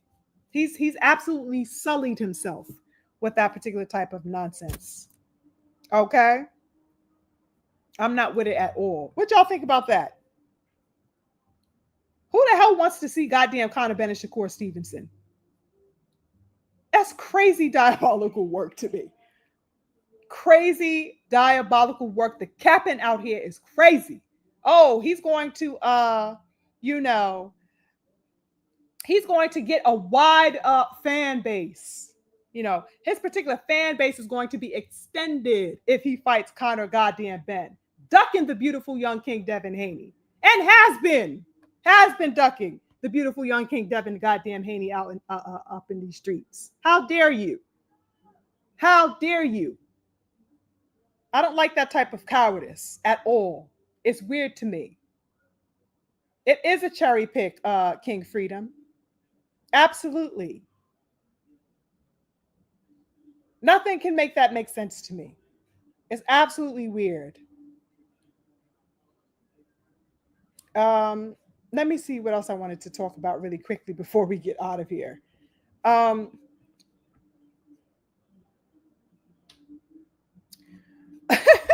Speaking of Devin Haney, you guys, I guess I could touch on this. I feel like it was kind of like, spoken about through and through by a lot of our brothers and sisters, throughout the week. But I cannot bypass the fact of how crazy I thought it was. The whole situation regarding Devin Haney and Brian Norman with the drug testing thing. How many of y'all been keeping up with that? I know a lot of us have, especially those of us who frequent, with the beautiful King BF, who has been keeping us in the loop and who has steadily been breaking news, exclusive news with us throughout the week. But I felt like it was an interesting, thing at hand, and I guess I wanted to give my own take about it as I was gauging with it throughout the week. Very interesting back and forth, y'all. What was up with this whole drug cheating? Not drug cheating, but just the setting up of the drug testing. I thought that it was bizarre how people out of the woodworks, were just coming, from every corner, all ends of the earth, trying to surmise, people were calling Brian Norman an unworthy fighter simply because he was asked to sign up for VADA testing now instead of waiting. That was, I was just mind blown listening to these people come out of the woodworks, making these crazy conflated arguments. The shit was backwards as fuck, y'all. What is wrong with the logic of these people? Okay? The Twitter back and forth basically started, right, between the Haneys and Brian Norman Jr. And I would really say, B. Norman wasn't really, I mean, he went back and forth, but it was really, I guess, his quote unquote extension of his team, and also the man fans who were really, really buying into and seething and festering within this warped, creepy, weird ass dialogue, that they wanted to assume and believe for whatever reason. Okay. For some reason, the posit that DHP had extended to the Normans seemed to have ruffled some feathers, you guys. Seemed to have ruffled feathers, and I still don't know why. You know what I mean? Bill, the GOAT Haney, took to his Twitter, and he posted the following. This is literally all the man said. He says, quote, "We offered to start VADA testing today and even pay for it. Brian Norman Jr. wants to wait until August 1st. If you've got nothing to hide, you've got nothing to delay. Let's test now." That's all Trill Bill said. Okay? That's all he said. That's it. You got nothing to hide. There's nothing to delay. Let's go ahead and set this testing up now. All right? But for whatever reason, just as everything else the Haneys tend to do, this absolutely swung social media, Twitter, into a frenzy. And instantaneously, the glazing sassy patrol, like I said, came from all four corners of their sassy caves, all of them on high alert and on their knees. As we know, that's their favorite goddamn position. Now, in response to Bill, Brian Norman took to his Twitter and he said the following. He says, quote, "I'm about to go out of the country all of next week. When I get back, it's damn near August 1st. So I said, let's start then. Your boy will be okay. This will be a clean ass whooping." End quote. So that's B. Norman huffing and puffing. All right. He's poking his little chest out in this particular moment, obviously. Right. Now, many of us who were on the outside looking in at this, we found it to be peculiar. It wasn't anything outlandish, but, as a spectator, we are looking at this and saying, oh, that's weird. He wants to wait till August 1st, right? That's not to say that we were putting any blame or placing any blame here or there, but just that the statement seemed to be, for whatever reason, on Brian Norman's side, imposing a need to wait. And naturally, us looking in would say, okay, well, why? Why does he want to wait? That's the question that I had. Well, why? And Bill Haney wasted no time in putting that exact logic on the forefront. This is what Bill Norman had replied to Norman's statement about being on vacation. He says, quote, "You leaving the country Don't stop a drug test, champ. VADA goes everywhere. You know that. We offer to start today and even pay for it. But now you're talking about August and vacations? You said you said it'll be a clean ass whooping. Cool. Let's start with a clean ass test. That's what Bill Norman says. Okay, with the shits. He's like, all right, yeah, I hear you huffing and puffing essentially, but the clean ass whooping. Let's start it now with a clean test. You know what I'm saying? And I'm with it. I'm like, that's right, Bill. You know what I'm saying? What's the problem, right? Devin Haney chimes into this conversation and he adds this. He says, "Quote: Fuck your vacation. You're in the biggest fight of your life. VADA can come anywhere in the world. Sign your paperwork like you said you did already," right? Because there was something going on that the Normans were already positing that they had already signed up for VADA, which was absolutely false, absolutely untrue. Okay. And I think that the Haneys were correct in their stance. Since when can't VADA travel wherever, testing is needed to be conducted? Since when can't they go wherever they need to go to conduct necessary testing, you guys? Vacation does not prevent that unless you are flat out denoting that you will not test, right? So, naturally, any suspicion that was raised, in hearing this statement, were absolutely justifiable. There were concrete suspicions that people had just that glancing into what was going on, right? So it's like, oh, okay, well, he's kind of going back and forth about drug testing. Why is he now going back and forth about drug testing?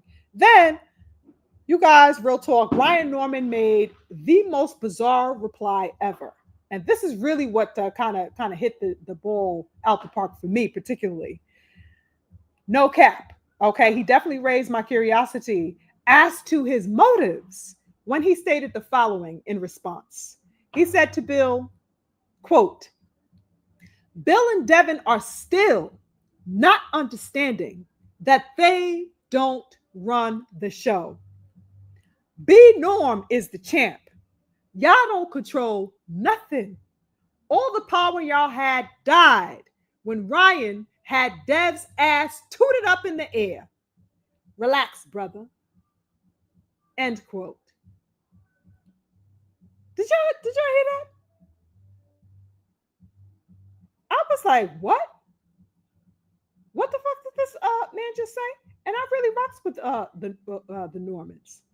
But I was like, that shit is shady as fuck and it's weird. What the fuck did he mean by that? And why is he bringing up Ryan, the fucking drug cheat, into the equation? Excuse me, sir. You're making a reference to a drug cheat? Did this man forget that racist Riri was juiced up to his gills? Or am I tripping? Why the fuck you bringing this man up in a conversation about drug testing? The matter at hand is drug testing, but you want to bring up the fact that a drug cheat supposedly had Dev's ass tooted up in the air? That shit was crazy work to me. I didn't like it at all. That didn't shine a particularly flattering light on Mr. Norman Jr., in my opinion, who in this moment, as I said, was trying to bypass signing up for VADA testing, and whose father had previously stated that they had already signed up, which, as aforementioned, is a completely false and completely untrue narrative that they were pushing. So now you're trying to throw shade at Dev by saying Ryan had his ass tooted up in the air, but you're the one fucking trying to, wait until fucking 2 weeks to sign up for drug testing. The shit did not look good to me, you guys. I got to keep it a buck. Okay? And my suspicions were absolutely raised at a high degree upon hearing that. The fuck? That shit looked crazy to me. You know what I mean? Another aspect that was quite bizarre, and watching this stuff build up, you guys, was that the entire focus was being put on the idea of control in this matter. I see the super chat, y'all. Give me a few seconds. I'm going to get to y'all. Thank you to everybody putting some color in the chat and showing me love. I appreciate you guys so much. Okay. Give me a moment. Now, like I said, what was weird to me was that, the idea of control was put at the center. And I didn't understand why there was this need to play the control game. I didn't understand that. Norman is talking about, oh, y'all don't control nothing. Well, who the fuck does? Was my question. The fuck? If they don't control nothing, who does? You? Does he think he's the one driving the boat? How do you think you have a seat at the table, Mr. Norman? At this particular table? Did you ask to be at this table? Or were you introduced to this table and you took the opportunity? Let's not fucking play games here. Okay? What's the problem? What's the problem with Devin? Having an A-side position. Now all of a sudden, this is a problem, or at least this is what's being the idea that's being played with, publicly within this back and forth on Twitter. Oh, y'all don't control nothing. I have a question, you guys. Has Norman ever dictated the parameters of a fight to any of his opponents? Was he ever in control of that? No shade. But last time I checked, he was the fucking champion when he was sent over to Japan a month ago to defend his belt. Facts or no? But as a champion, he had no weight, let's say, in insisting that fight take place in Atlanta. He had to take his ass out of the country to go defend his belt.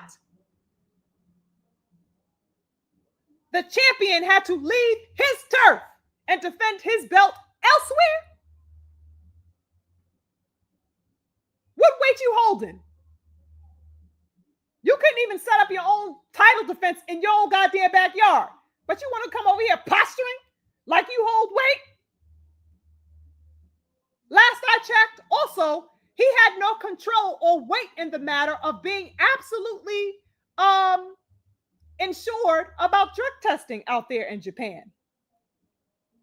He had no control about the drug testing out there. He was told that there wasn't no fucking drug testing. And guess what? He and his pops went along with that shit. As they were told. Okay? There was no insisting from the champ. You and your belt did not grant you the power enough to ensure that drug testing for your own fucking fight was had. Miss me with the nonsense about control, because you had none in the defense of your own title. Okay? Let's just keep it a goddamn buck out here. Where is all of this gascinating coming from? Now you're the big boss?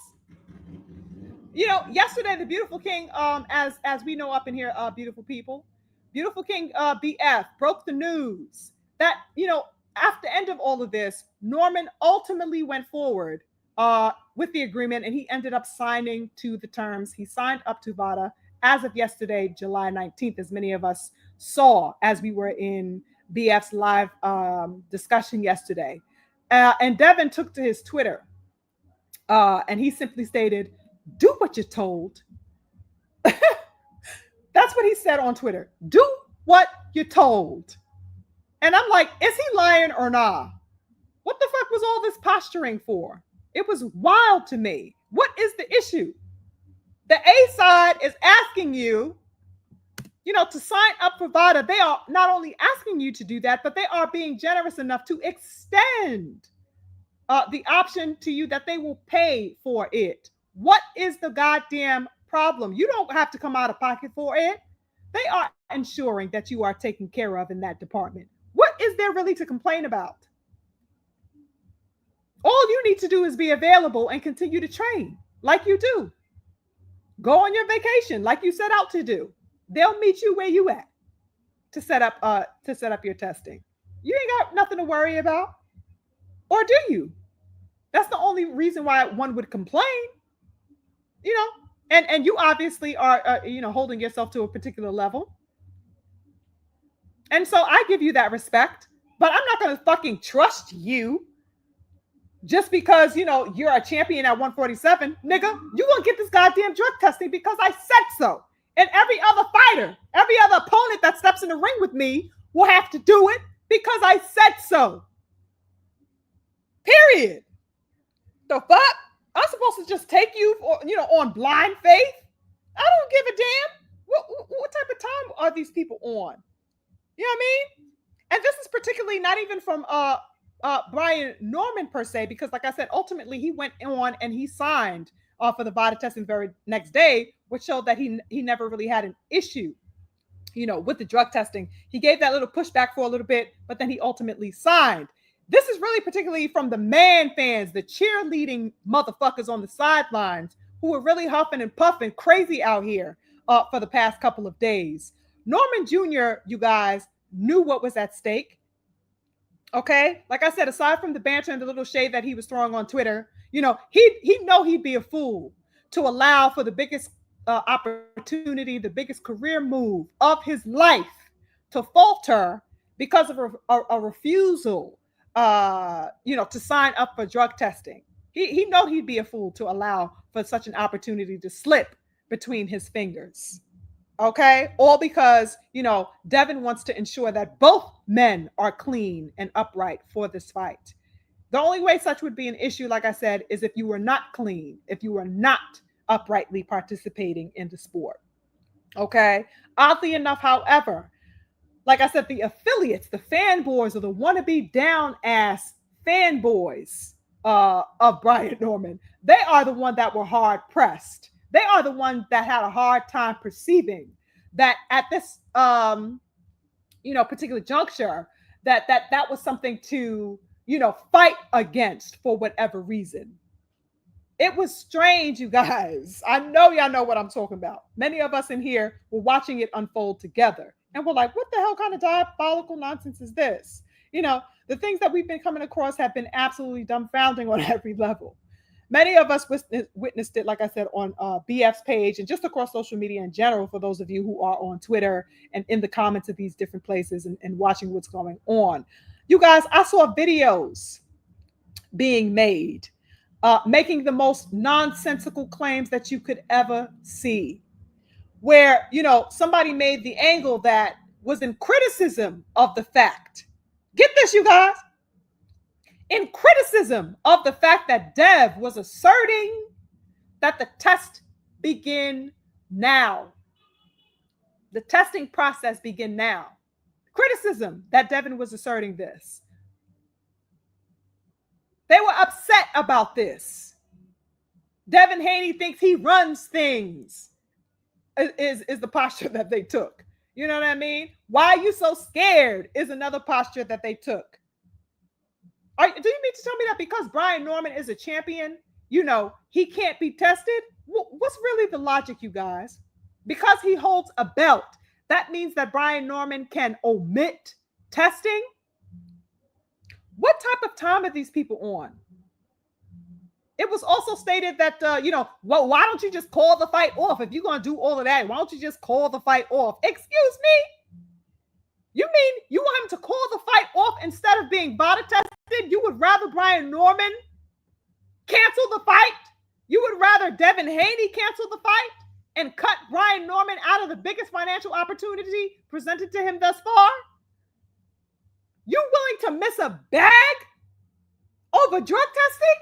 If that doesn't sound sus, I don't know what is. And this wasn't B. Norman saying all of this, oh, why don't you cancel the fight? This is his fucking affiliates and fanboys making these statements across social media. Why don't you just call the fight off then? Go on and call the fight off if you feel like that. Brian Norman, oh, you the one that's saying Brian Norman ain't never fought nobody. Oh, you the one that said Brian Norman ain't got no feet. You said that you're more skilled than him. Why don't you call up the fight if that's the case? So now because Devin Haney thinks that, he is going to win the fight, because a lot of fans have been, looking at a side-by-side juxtaposition of the styles of these two brothers and saying, oh, I think that Devin Haney is, more skilled. A lot of people, but, now this is the basis because people feel like Devin Haney will win because Devin Haney feels himself that he will win this fight, as he should, is now the reason why Brian Norman shouldn't be drug tested because, oh, well, you think Brian is less skilled than you. What you scared of? Isn't he less skilled than you? Why are you trying to do a drug test then? What? What? You really can't make this stuff up, you guys. Oh, well, you said he can't fight no way. You said you better than him no way. So why you scared? Why you need the drug test? This is the fucking man fans, you guys. Absolutely crazy work. Absolutely crazy work. Devin Haney thinking that he's the best fighter that Norman has ever faced does not mean that Devin Haney should not mandate that his opponent, whether it be Brian Norman or whoever may be in front of him, is clean. That doesn't mean that he's not going to ensure the fighter that he's fighting is clean. The skill set has fucking nothing to do with it. I'm fighting you, nigga. My life is at stake. Your life is at stake. We are both going to test, period. These people are so dense that they are equating the ensuring of a clean, upright PED match with cowardice. They are equating clean fighting with cowardice, you guys. How the fuck did that happen? You got to be warped to do something like that. Because I want a clean sport, because I want to ensure my safety, I'm a coward? I'm trying to fucking fight you. How about you sign up for this testing? This testing ain't going to keep this ass whooping from coming to your door. I'm going to beat your ass. And I'm going to make sure you clean while I'm beating your ass. What the hell are these people thinking, you guys? This is the level of imbecility that's been going around social media non-stop. The things that these people have been saying has been absolutely dumbfounding and astounding. Oh, what you scared of? This is the mentality, y'all. All of this huffing and puffing for Brian Norman, all because he wants to ensure that B. Norman is signed up for VADA as soon as possible, instead of waiting until August 1st, like Brian Norman had initially posited. These people are spineless pussies. Real talk. Spineless pussies saying all of this craziness around social media about this fight and complaining about Devin Haney ensuring testing. These are the same people that don't say shit about Eddie Reynoso stable popping dirty by the droves. Every fucking week, somebody in Reynoso stable is popping dirty. They ain't saying shit about it.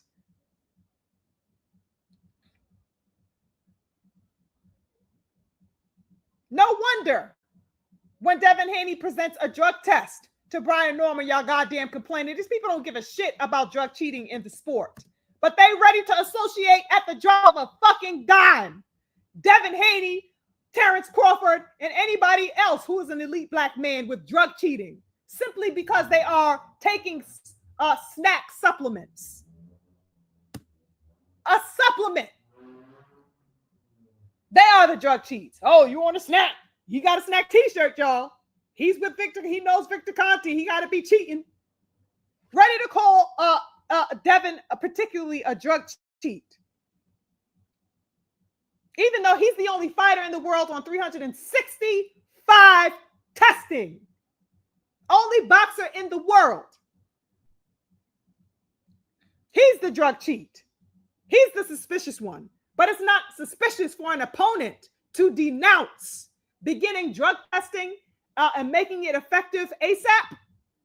Not to say that Brian Norman is no drug cheat, but we were just saying, what's the issue of starting now? That's all the question was. It's not putting a jacket on that man. It's saying, listen, we're going to fight, baby. Ain't no time to goddamn waste. Are you fighting or not? You sign a contract, then you sign up for VADA, period, under the goddamn discussion. You don't tell me no 2 weeks. You're going to start this now. That's all that's being said here. These people are so warped when it comes to the Haneys that they do not want Devin Haney to take precaution for his own life and safety. It has become problematic that he is asking for every opponent of his to test for drugs.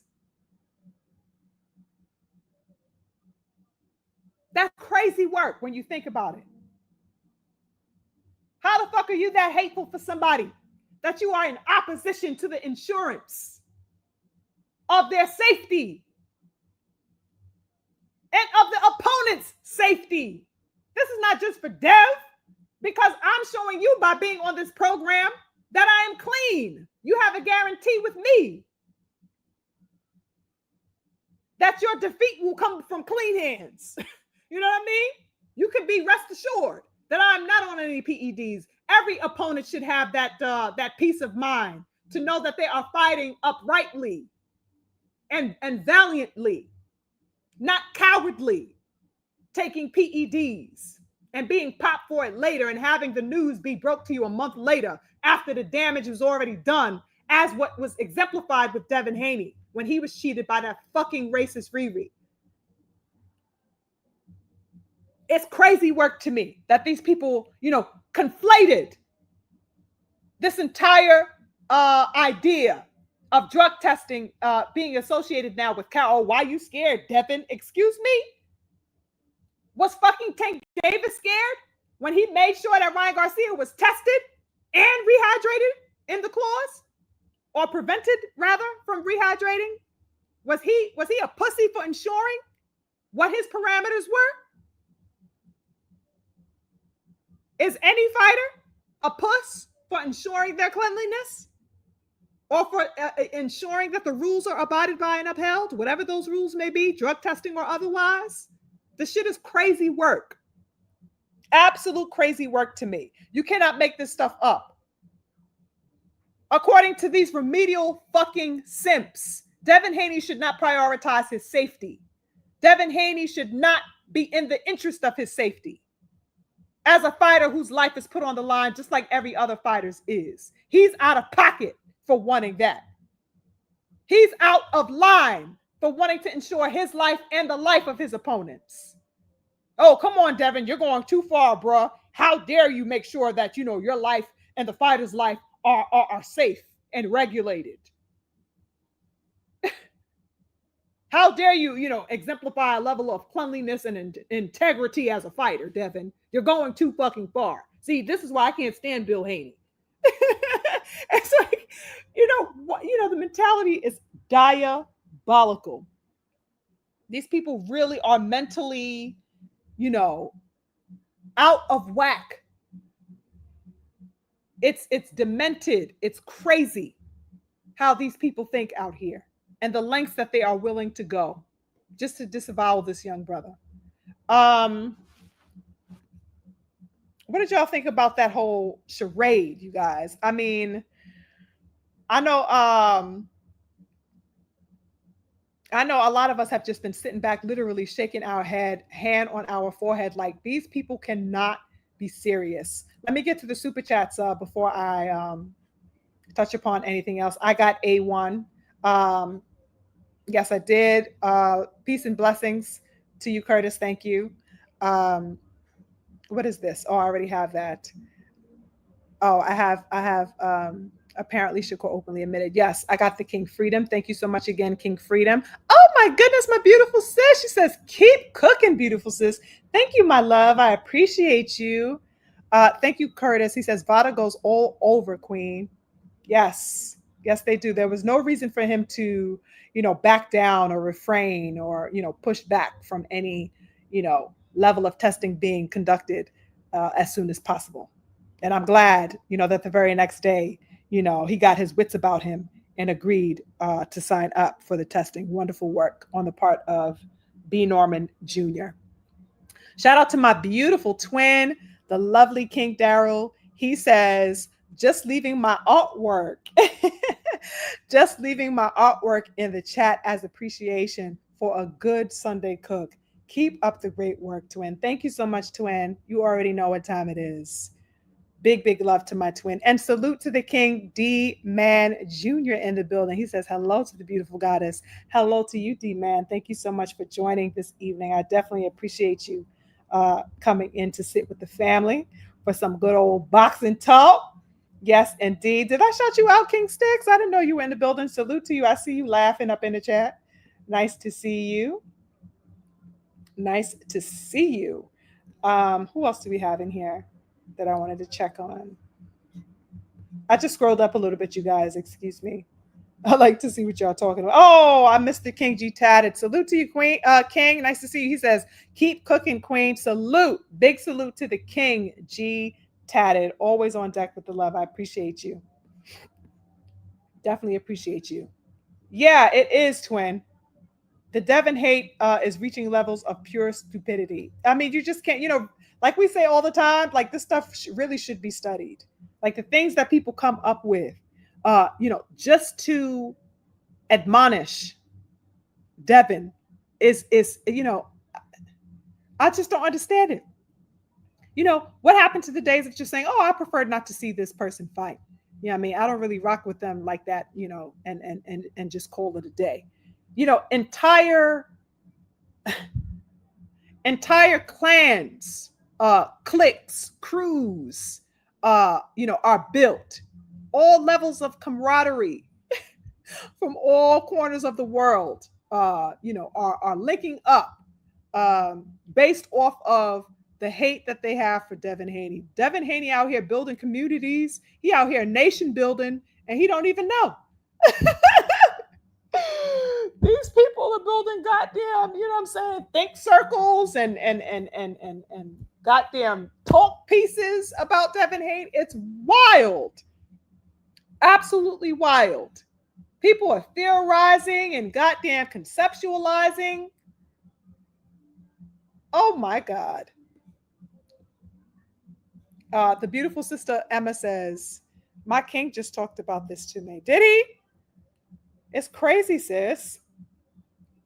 I mean, you really got to sit back and watch all of this stuff. Like, what? Like, if you got Twitter, or if you have bounce from other channels, you'd be shocked, beautiful sister Emma, by the things that you come across surrounding people's perspective on Devin Haney. It's wild work. They don't want him to, ensure the cleanliness of the sport, and they don't want him to be a clean sportsman. They don't want him to show a level of sportsmanship and respect for the art of what he does, which is fighting. It's crazy work. How dare you care about your life, Devin? How dare you? It's like, oh my God. It really is out of control. The King Jit says, a lot of stupidity exposed itself this weekend with people complaining and hating on Devin. I said the absolute same thing. I'm like, yo, all of this stuff time and time again gets exposed via these avenues. A lot of people's character is 1000% put on display. I sit back and I really cannot believe that these are adults saying some of the vile things that I have been coming across. Like, you are a functioning adult in this world, and you are saying this? You are somebody's husband. Unfortunately, somebody's father. And this is your mentality about a young man out here making things happen, living his dream, achieving legacy for himself in a wonderful way, representing for his family, representing for the culture, not hurting anybody. You know what I'm saying? Standing and stepping uprightly and ensuring that, amid all of this nonsense and disrespect and lack of integrity within the sport, that he assumes a position of uprightness. And you hating on this brother? Oh, child. And, real talk, a lot of it is, Black people, other Black people, by the droves, just absolutely trying to do their best to stray away from logic and reasoning, all so that they could ride the bandwagon of hating him. It's the most bizarre thing ever, you guys, as the real ones in the building know. Yes, beautiful sister. She says, getting hate just because you want to make sure your opponent is clean is flabbergasting. Could not have said it better, beautiful sister Emma. It's outrageous. Absolutely outrageous. Salute to the King, Roll Tide. I see you, King. My King Tide is in the building. That's my brother. Big salute to the King Tide. That's right, King Stephen. 365, 24/7. Absolutely. Absolutely. I did want to get into this last thing, you guys, because I found this to be hella interesting and entertaining before we wrap up. Did you guys see once again that goddamn Layla Ali is out here, calling for Clarissa Shields? I think I touched on this a little bit with you, beautiful people, last week. Now, I don't know if you guys were, Layla Ali attended the Katie Taylor Serrano fight, and she was a feature presenter, I guess, or guest on the panel. And she had said something about, I'll link up with Turkey, if he paid me right. And she had mentioned something about, listen, you're gonna have to pay me, some money if you want me to get this done. Funny enough, there was some footage that was dug up of her making basically a similar posit some years ago when she was initially calling out Clarissa Shields, where she had stated, it's gonna take at least 15 to 20 million to get me wet, in other words, for this fight. Okay, it's gonna take 15 million to get me up out of bed. If you have that kind of money, I'm down. Well, lo and behold, okay, Clarissa said, bitch, hey, dirty, baby, I got your money, don't you worry. I said, hey, bitch, I got your money. Okay, Clarissa Shields said, oh, that's what's going to take you to get you out of bed? All right, say less. Here's the fucking $15 million. Big stepping. Big stepping, baby. I got your money. Okay? Let's get it popping. That's what Big Wolt said, not Little Wolt. Yeah, we on Big Wolt time. 15 mil, bang. Say less. What the fuck do you want to do? Okay? I love the demon time of Clarissa Shields. That's why she is absolutely hands down one of my top gunners in boxing. Love her. Okay? She's with it. She's like, listen, ho, we've been going back and forth for I don't know how many years. You've been saying a little cute, slick stuff out the mouth back and forth for I don't know how many years. Let's put the talking to rest. You said the 15 mil, you know what I'm saying, will make you happy. Here's the 15 goddamn mil. Meet me at the table because I'm here. What's going on? I love it, y'all. Did y'all see that video? I posted it on my Twitter as well. I don't know if you guys have Twitter, but follow me on Twitter if you guys do. But I posted that little clip, and I thought it was absolutely boss work on the part of Clarissa Shields. She is sitting at a long table with her peeps. She done got people who invested, you know what I'm saying, to get the 15 mil, you know what I'm saying? They had a check behind her. She had to walk out the check, say, oh, here's the check right here for $15 million, baby. What else? What else? Any further fucking questions? I loved it, you guys. So Clarissa is absolutely on demon time. She been, you know what I'm saying, ready to, get it popping. You know what I mean? And she's absolutely not playing any games now because the talking, as I've said, has gone on for a matter of several years. And she just seems like she's ready to put this to bed once and for all. All right? Because you've been calling my name. I have not been calling for you. You called me out. You have been on the media saying things about me. And everything that I have said has been in response to you, Miss Layla Ali. Now, of course, Layla Ali is the daughter of the GOAT. And the daughter of the GOAT. And we respect the GOAT. You know what I'm saying? But the GWOAT, Clarissa Shields, this is her era. You know what I mean? Your time is long done, ma'am. I don't know how old Layla Ali is now, but if you want this ass whooping, you ain't too old to get it. If you really about that life, that is what Clarissa is saying. That's why she assembled the $15 million that Layla Ali, was saying that would get her, motivated to get in the ring and fight. So it's definitely going to be interesting what happens next. I'm not sure if you guys saw that video. Go find it. If you didn't, go look on my Twitter page or just type it in. It may be on YouTube or something like that. I personally came across it on Twitter. I'm not sure if she may have posted on her Instagram or anything like that, but Big Woe, Big Mama Guo ain't playing out here, baby. $15 million. Let's get it cracking. And of course, Clarissa Shields has her fight coming up next Saturday, I want to say. She is going to be fighting in Detroit against Lonnie Daniels. So shout out to the GWOAT for her upcoming fight. I'm definitely expecting her to put on a fantastic showing. But I love how she is, she is with it. She is with it. She's not backing down from no smoke. Clarissa Shields is always repping 10 toes. And you got to respect her. Okay. I know a lot of people out here, may have their own feelings about her or whatever. It is what the fuck it is. Big GWOAT is Big GWOAT. You got to respect it at the end of the day. She's not ducking or dodging a motherfucking thing out here. Okay. Not even the GOAT's daughter.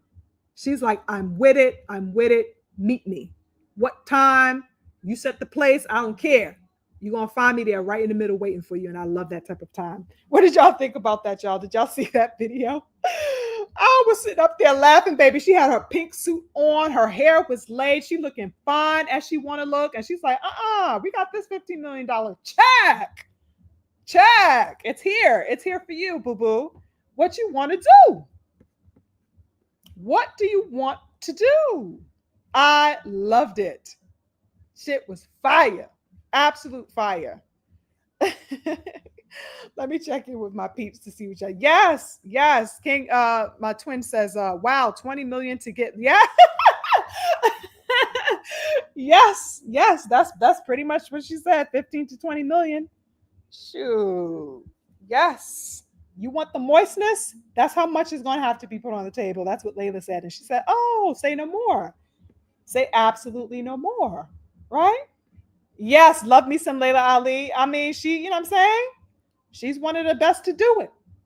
She's absolutely one of the best to do it. Absolutely, ride 10 toes with Layla Ali as well. My girl, if I got to keep it real, my favorite is Ann Wolfe. That's my number one. That's my one for me. But yes, definitely Layla Ali and Lucia Riker, of course. And right now, of course, the GWOAT for this era is absolutely hands down my favorite. I love the ladies. I love the warrior women for sure. For sure. That'll be an interesting fight now. Okay. I mean, it's just the optics of it, right? But the reality is that Layla Ali, I want to say, is something like 50. She's in her 50s or something like that, I want to say, or near to it. Interesting stuff. She'd be pulling the goddamn Pacquiao. Okay. Pacquiao, motherfucking 75 years old, getting in the ring with some goddamn Barrios child. And gave Barrio the business. How the fuck you 75,000 years old and you giving the young man problems? Wasn't that wild? Imagine if Layla Ali, come in, 50 years old or however old she is now, and putting on an interesting performance against Clarissa Shields. I cannot ever say that she win that fight with Clarissa Shields, but just think about the idea about them engaging with each other. And let's say if Layla Ali is competitive, because if she's still in shape, she's not going to forget how to fight. She's going to be, much older, but it'll be interesting.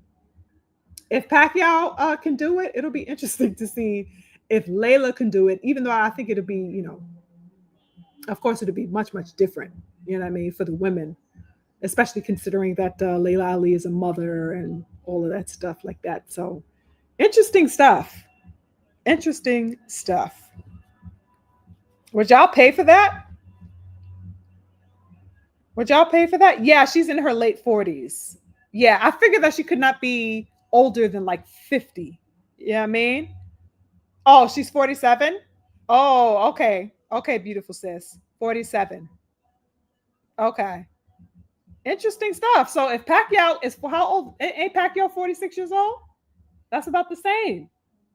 We saw Pacquiao come in there and impress a lot of people with his output. The fact that he was still able to keep up, the fact that he was able to go the distance with a welterweight champion at 46 years old. Do you guys think Layla would be able to do the same with Clarissa? You would pay for it, twin? Yeah. Yeah. Interesting stuff. I would pay for it too. I'm not even going to cap to you, son. Okay. I would definitely pay for that as well. 1000%. Yes, anything the GOAT does, exactly. I am paying for all the GOAT fights. Absolutely. Absolutely. Yeah. Yeah. So my people are definitely saying that. Yeah, I feel you. Yeah, exactly, Kobe Myers. Yeah, and George Foreman was 45. Yeah. And let's not forget Bernard Hopkins. Wasn't Bernard Hopkins? Didn't he become unified? Didn't he unify the goddamn belt at something like 46, 47? So, these things are not impossible, in other words, people. This very much could be possible. We have seen it done, in boxing. The old time is coming back and solidifying and claiming some turf. Very, I know, King Sticks. Pacquiao definitely looked old. But the fact that he was able to engage and tag up Barrios is wild. That's why a lot of people have also been like, Barrios is straight up ass, yo. He's a placeholder at 147 to me. I do not call him a king of the division at all, just because he has a belt. Brian Norman is a king in the division. He is the king right now in the division. But I do not consider Barrios to be a king, even though he is a belt holder. What's going to happen with the now that this fight is a draw? Are they going to rematch Barrios and Pacquiao? I hope the fuck not. I hope not. I don't want to see his old ass holding up, to that ring on the wheelchair, and they got to massage his goddamn legs, make sure his joints are not popping and locking. You know what I'm saying? For no goddamn rematch against Barrios. Barrios needs to go ahead and fight the Brian Norman and Devin winner. Somebody got to take that strap and unify 147. You know what I mean? Um, that's what I want to see. That's absolutely what I want to see. Get the unification going. Boots did it before he bounced and moved up to 54, but it's time to actually, start the road to undisputed at 47. That's what I want to see. That would be wonderful, so that the Devin Haney B Norman winner will be able to, then unify with Barrios, who currently holds the belt. I don't want no rematch getting in the way of that. You know what I mean? Let's get the road to undisputed at 47. That would be fantastic for welterweight. Fantastic for another undisputed run. Of course, since Terrence Crawford became undisputed, there, it'd be wonderful to have another undisputed trajectory put in motion at 47. You know what I mean? Yeah, absolutely, twin. He's absolute food for all of 147, hands down, no doubt, no doubt. Oh, the King Ty says they're going to give Barrios to Tszyu or Rolly. Watch. Oh my gosh. Oh my God. You know what? Um, I wouldn't be mad at that, because either way, Devin is going to take that strap. He's definitely going to take that strap. I expect him to defeat Brian Norman Jr., even though this is going to be a very compelling fight.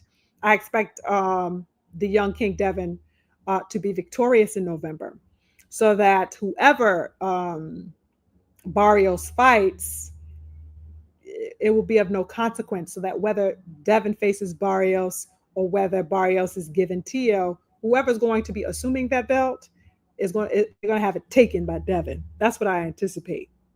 You know what I mean? That's definitely what I anticipate, for sure.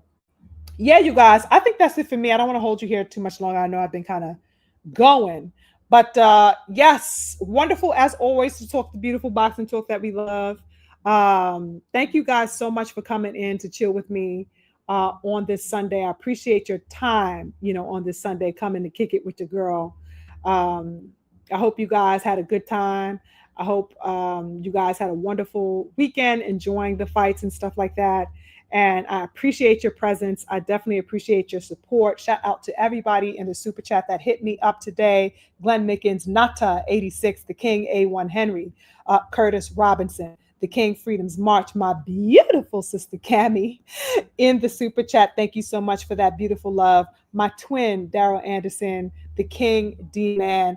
I appreciate you so much for the support of the channel. Shout out to my real ones, the King Stephen X, the great Mike, okay, Mr. Roll Tide, the beautiful sister Emma in the building, always 10 toes, my beautiful sister, the Queen Shaquilla Fields, always 10 toes, the King Snoopy Mac, the King, my big brother, Drew Titan that came in earlier today, the King Ty Rose, everybody, all the names that I could remember right now, and all, of course, the names that I can't name. There's a lot of people that kind of passed through today. Salute to everyone, who came through in support of the channel, in support of the work. I appreciate you. I'm wishing you all a very prosperous week. Okay. Have a wonderful week ahead. And walk with purpose in everything that you do. Okay. That's what we do as a people. We are beautiful people. We are powerful people, right? Never forget that. I will see you guys. Keep in touch with me in the community page throughout the week. And yeah, keep in touch. And I may just be posting some stuff. You guys, I know I always say that, but I really do be busy. So that, if I don't get to post, actual commentary, I will be chatting up with you in the community page as I like to do. So definitely keep up with me. Share. Make sure you guys hit the like button. I always forget to say that. I'm glad I remembered just now. Make sure you smash the like button. If you enjoyed today's discussion, share the content. And I will see you soon, beautiful people. Infinite love. Peace.